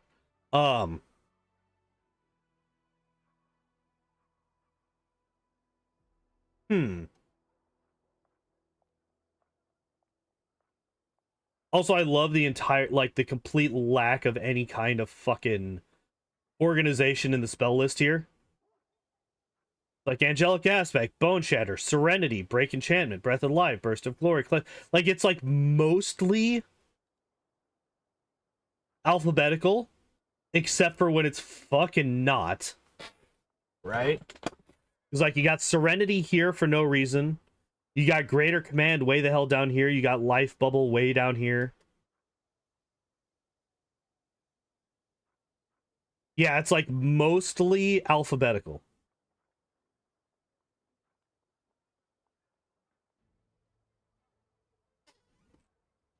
To bet a heightened Greater Command? Maybe. I've actually never made use of command, so I can't say. What does it do?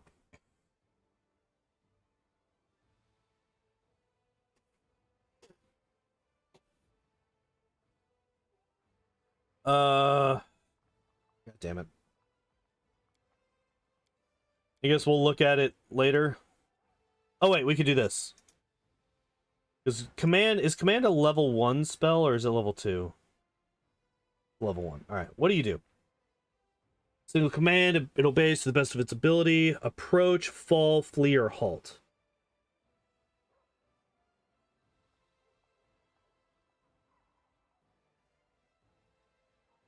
Falls to the ground. Oh, I like fall.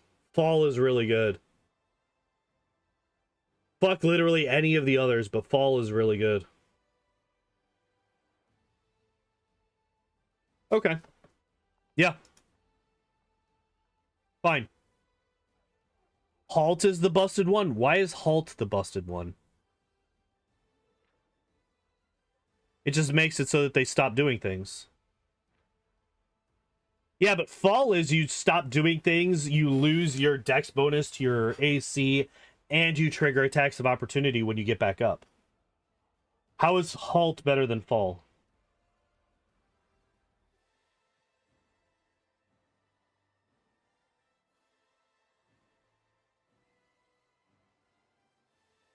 Is it a standard action or a move action to stand back up, actually?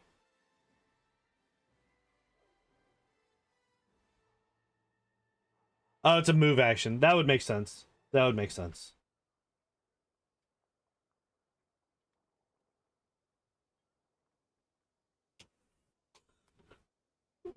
I don't know. I still think that if you have your entire group of melee surrounding this person and you get them to fall, the instant they stand up, they just explode into blood and dead.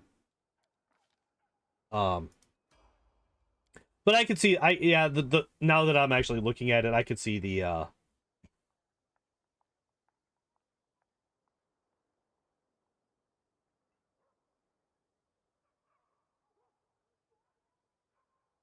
I got Toy Box just made the thing you spawned to. Yeah. Okay. Yeah, I could definitely see the benefits of that too. I think they both have their place for sure. Boundless healing. Yeah, you just get reach on all of your healy spells. There is still the fucking there's the crossbow. Just get the crossbow and you're good. Right? Just get the crossbow that does this exact same thing. And you're good. Like, it doesn't do anything. Like, yeah.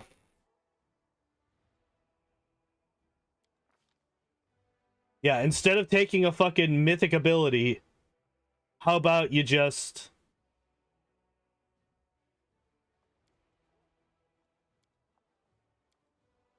Wow, yeah, I like really hate all of his mythics so far. None of his mythic choices have been good.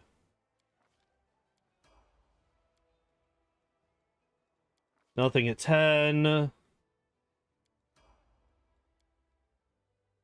11, we get greater spell focus. Conjuration? What the fuck?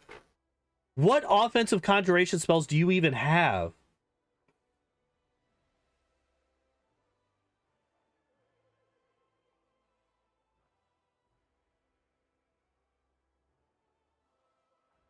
I still can't believe that Cold Ice Strike is a fucking swift action, by the way. I had no idea. I had no fucking idea that this was a swift action spell. That's insane.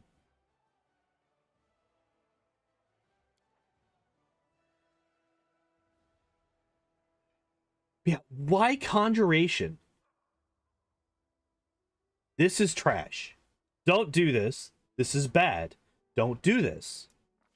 I'm not going to go through all the spells right now. I'm just going to wait until we get all the way to the end, and then I'm going to go through his spells and just search for conjuration spells.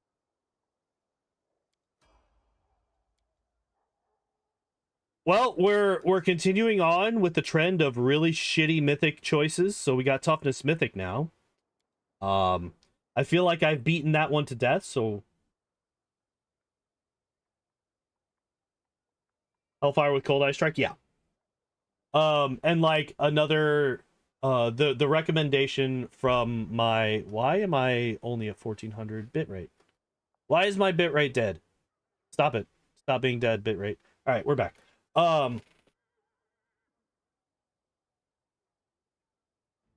The comments, and I cannot remember the name of the person who placed the comments. I apologize. It's the same guy.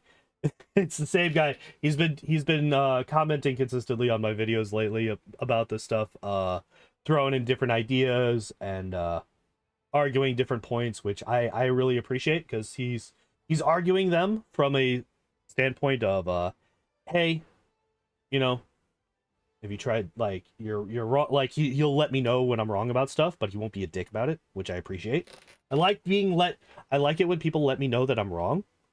Not so much a fan when somebody's an ass about it. Shocking. I don't appreciate being insulted, but I do like being told when I make mistakes so I can fix them. I do go back. I will return to my original stance. I do believe that Elemental Barrage, Elemental Assessor is worse than Hellfire Ray, unless, like I said, unless I missed something that makes it stronger. But yeah, against that demon, it was averaging like half the damage.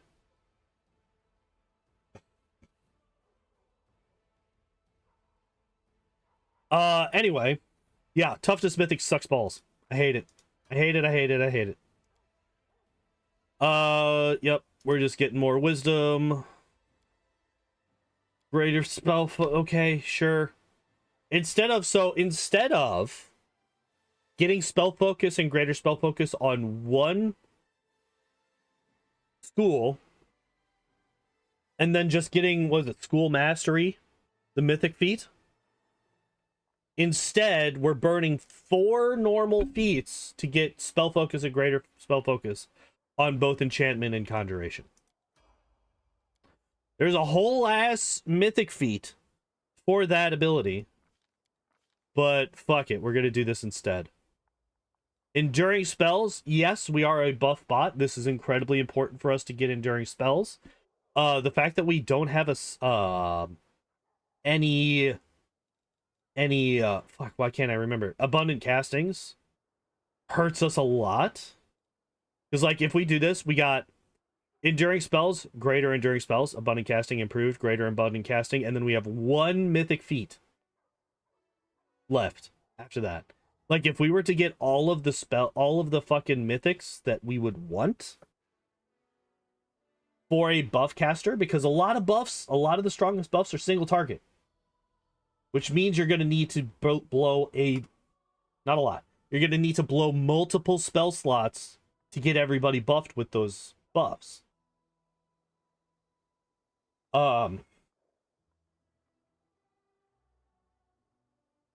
Which means you're going to want a lot of spell slots, which means you're going to want abundant casting all the way through all 9 spell levels.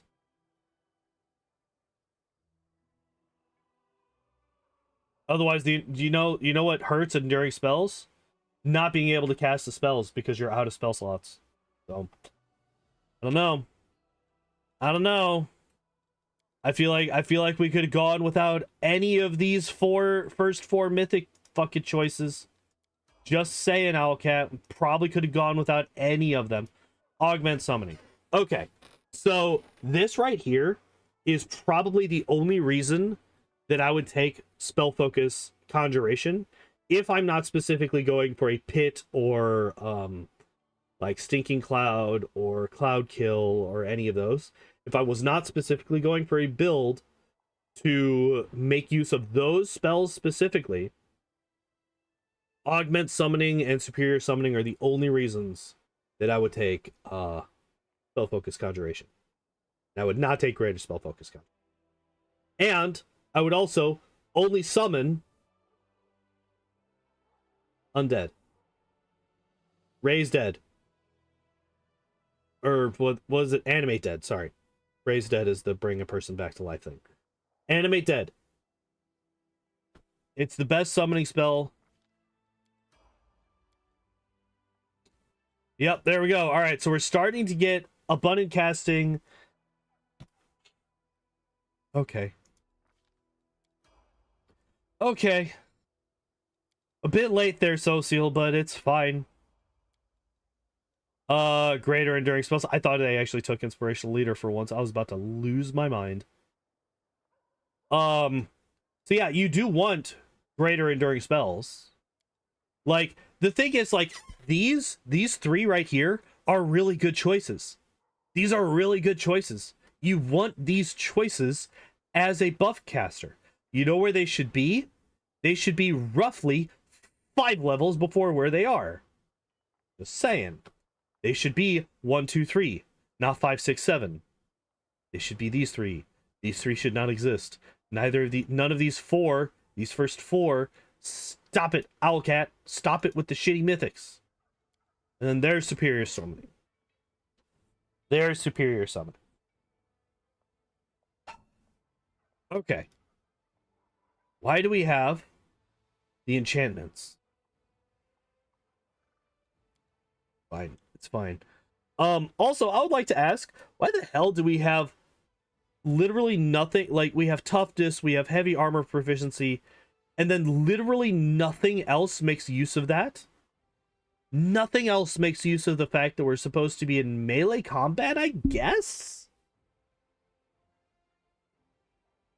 Are we supposed to be in melee combat? I don't fucking know. The only thing that we have for that is defensive shit. We don't even have a weapon focus or a power attack. He's got decent strength. Like, you could actually turn him into a half-ass decent fighter.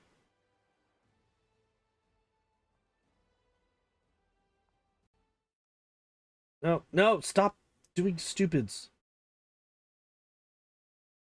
What does the character do while playing actually? So apparently what this guy does is he summons things before the fight starts. They die instantly because they are summons, and that's what they do. And then he casts enchantment spells on people and tries to use CC, I guess. And then he heals people after the fight.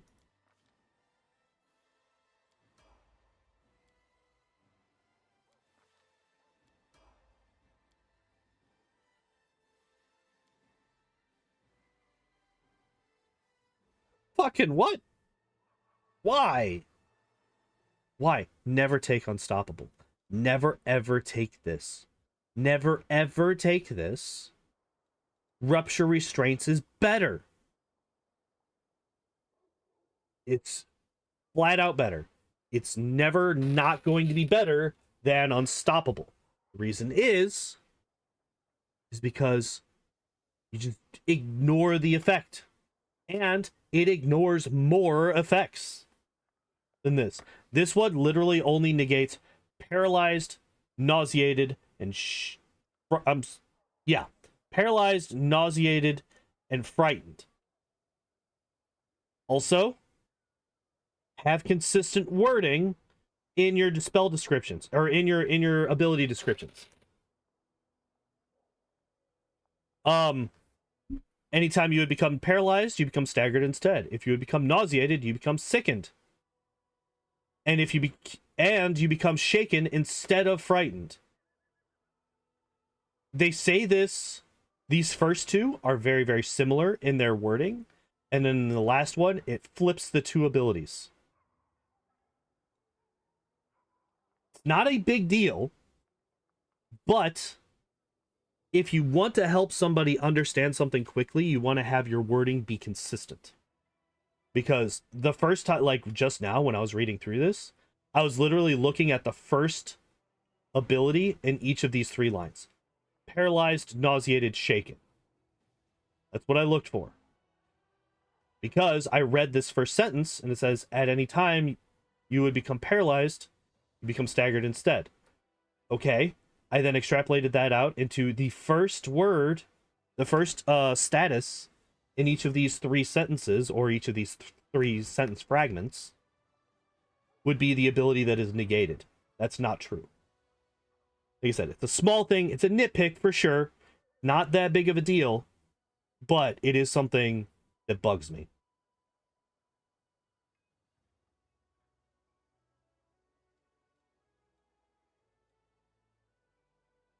Yeah. Yeah, and if you're just skimming through, which a lot of people do, a lot of people will just skim these. They're not going to read them in detail. They're just going to skim them and get an idea of what they do. Because there's a lot of reading in this game. And you can't expect somebody to read every single word super closely. People are going to skim over stuff. Yeah, having these two flipped, like I said, it's a very small thing. It's a nitpick for sure. But I would fix this. I would swap these. Keep your wording consistent in descriptions. But also, if you want to help out people, you could just take Unstoppable out and just leave Rupture Restraints, because Rupture Restraints is just better. But yeah, so paralyzed. So my original point, before I got off on that particular tangent, paralyzed, nauseated, frightened. That is what this prevents. What this does is this makes you staggered instead of paralyzed. You become sickened instead of nauseated. And you become shaken instead of frightened. This ignores Frightened, dazed, sickened, shaken, staggered, nauseated, stunned, paralyzed, or confused. All of them. That is 9 things instead of 3. And 3 of those 9 things are the things that are ignored and unstoppable. The only restraint is only the first 3 times per day. However, it's unlikely that on any given day you're going to be hit. Any one person in your team is going to be hit with one of these more than 3 times. I don't know if I've ever run into that, where I've run out of rupture restraints.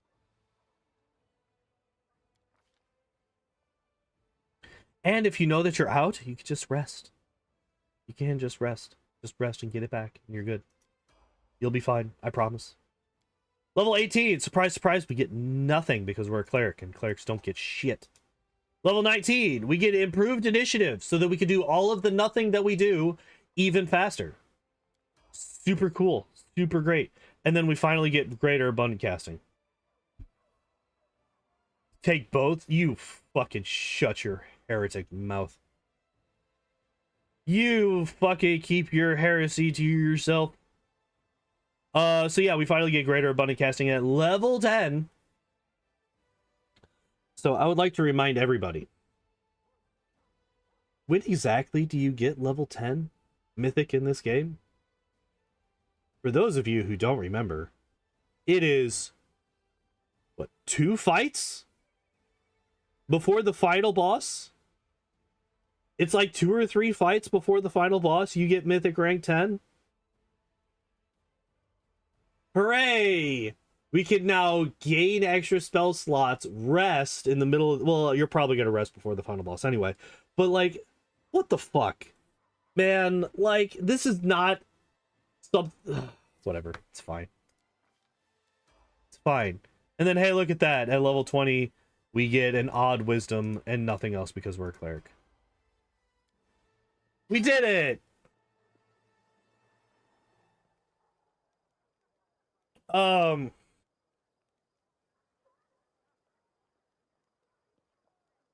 Okay.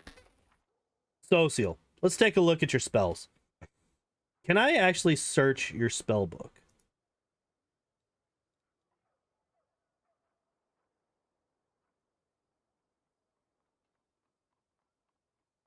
All right.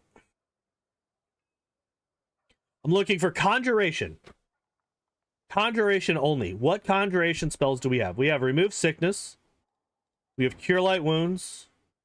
We have summon monster 1. That's it. For level 1. None of them are offensive.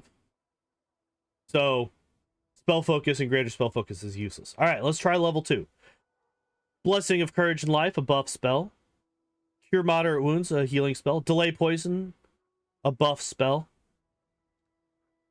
Remove paralysis, a healing spell. Restoration lesser. Summon monster 2. Summon small elemental. No offensive conjuration spells. Alright, level 3. What do we got? Remove blindness. Delay poison communal. Cure serious wounds.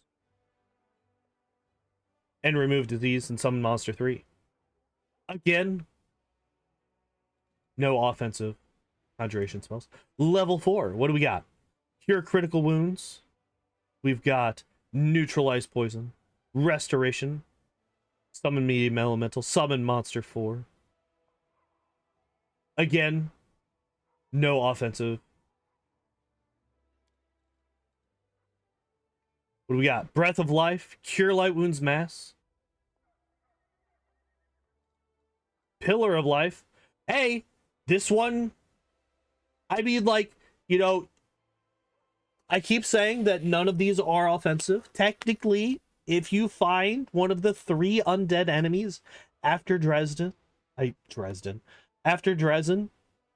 you could use your healing spells to damage them. You know, Sosiel might be the saving grace whenever you find Playful Darkness. One of the only times that healing spells as offense could actually be useful. But yeah, we have Pillar of Life, Raise Dead. Summon Monster 5.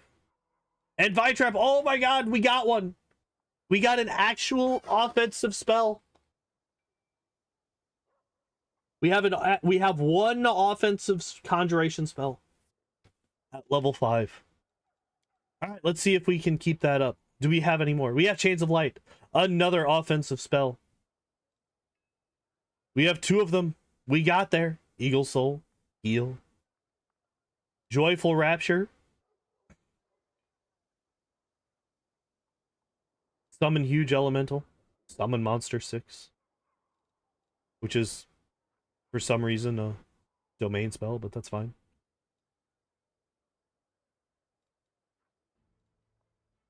Cure Serious Wounds Mass. We have Resurrection. Summon Monster 7. Summon Greater Elemental. Restoration Greater. No offensive spells here. What do we got? Cure Critical Wounds Mass. We have Rift of Ruin. Oh my god, a third one.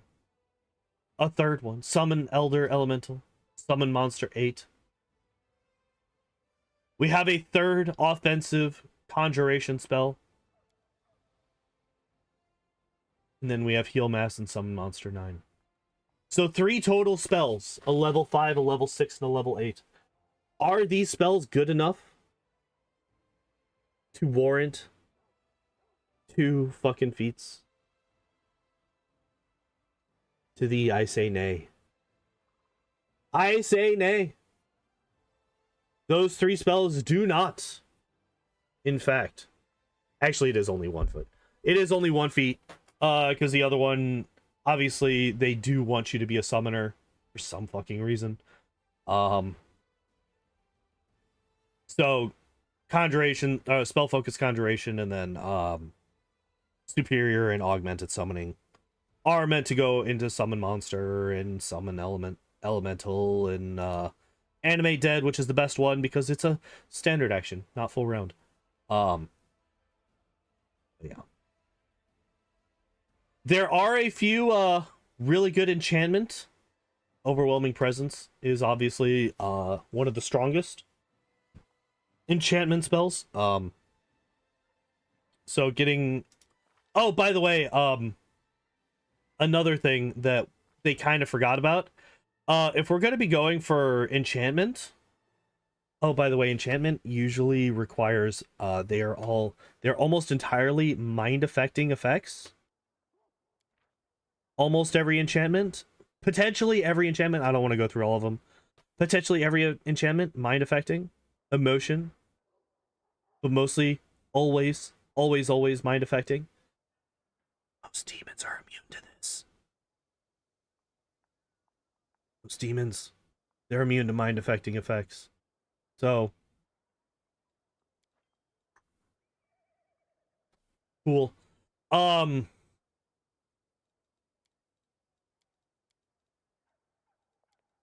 I don't know if okay, I say most demons. I think, like, I know a good chunk of them. I don't know if most is correct or not. But yeah.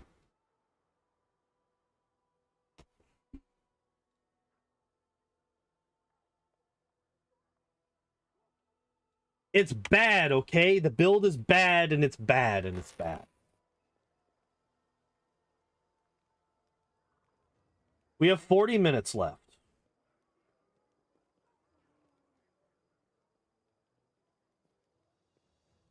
We did actually get through that one. That one took about an hour.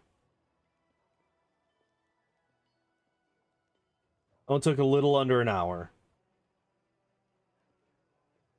And Reggie's a little bit of a weird build. Because he's like a dex-based heavy armor class character. It's really weird. Definitely not something that is intuitive. Baby dragon time. I think it might be nap time. I have been a very yawny boy today. I think it might be nap time.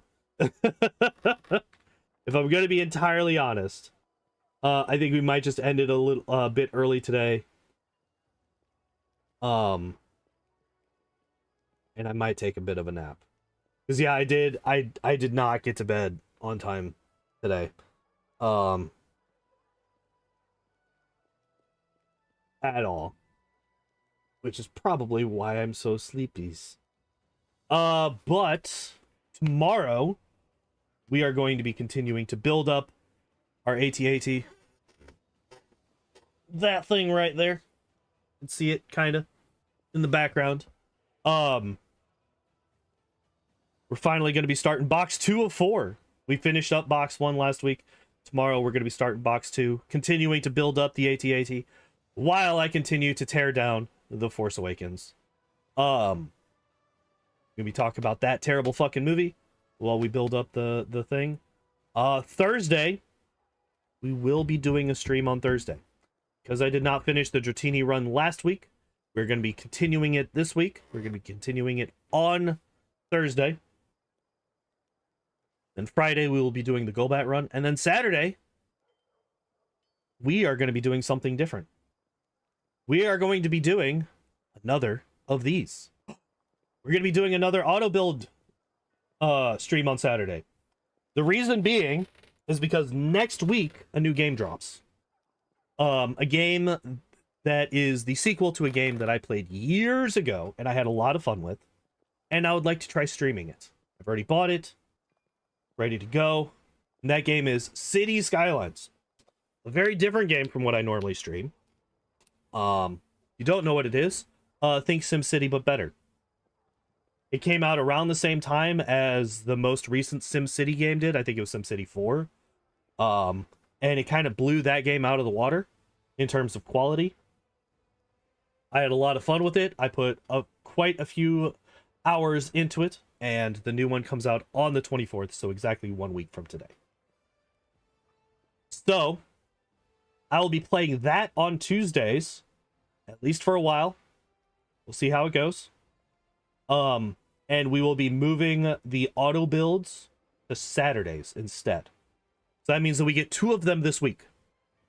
Because I don't want to go a week and a half without giving you guys an auto build review. So we're going to be doing 2 of them this week. Second one will be on Saturday, and then they will be on Saturdays from now on until we finish with the final auto builds, whenever the hell that's going to happen. Yeah, that's the plan for the rest of the week. And a sneak peek at what we're going to be starting up with next week. So yeah, I'm going to go. I'm going to take a nap. Thank you everybody for hanging out and watching. I appreciate y'all as always. And as always, I hope you all enjoyed the stream. I hope you all have a good evening. I hope to see you next time. Bye-bye.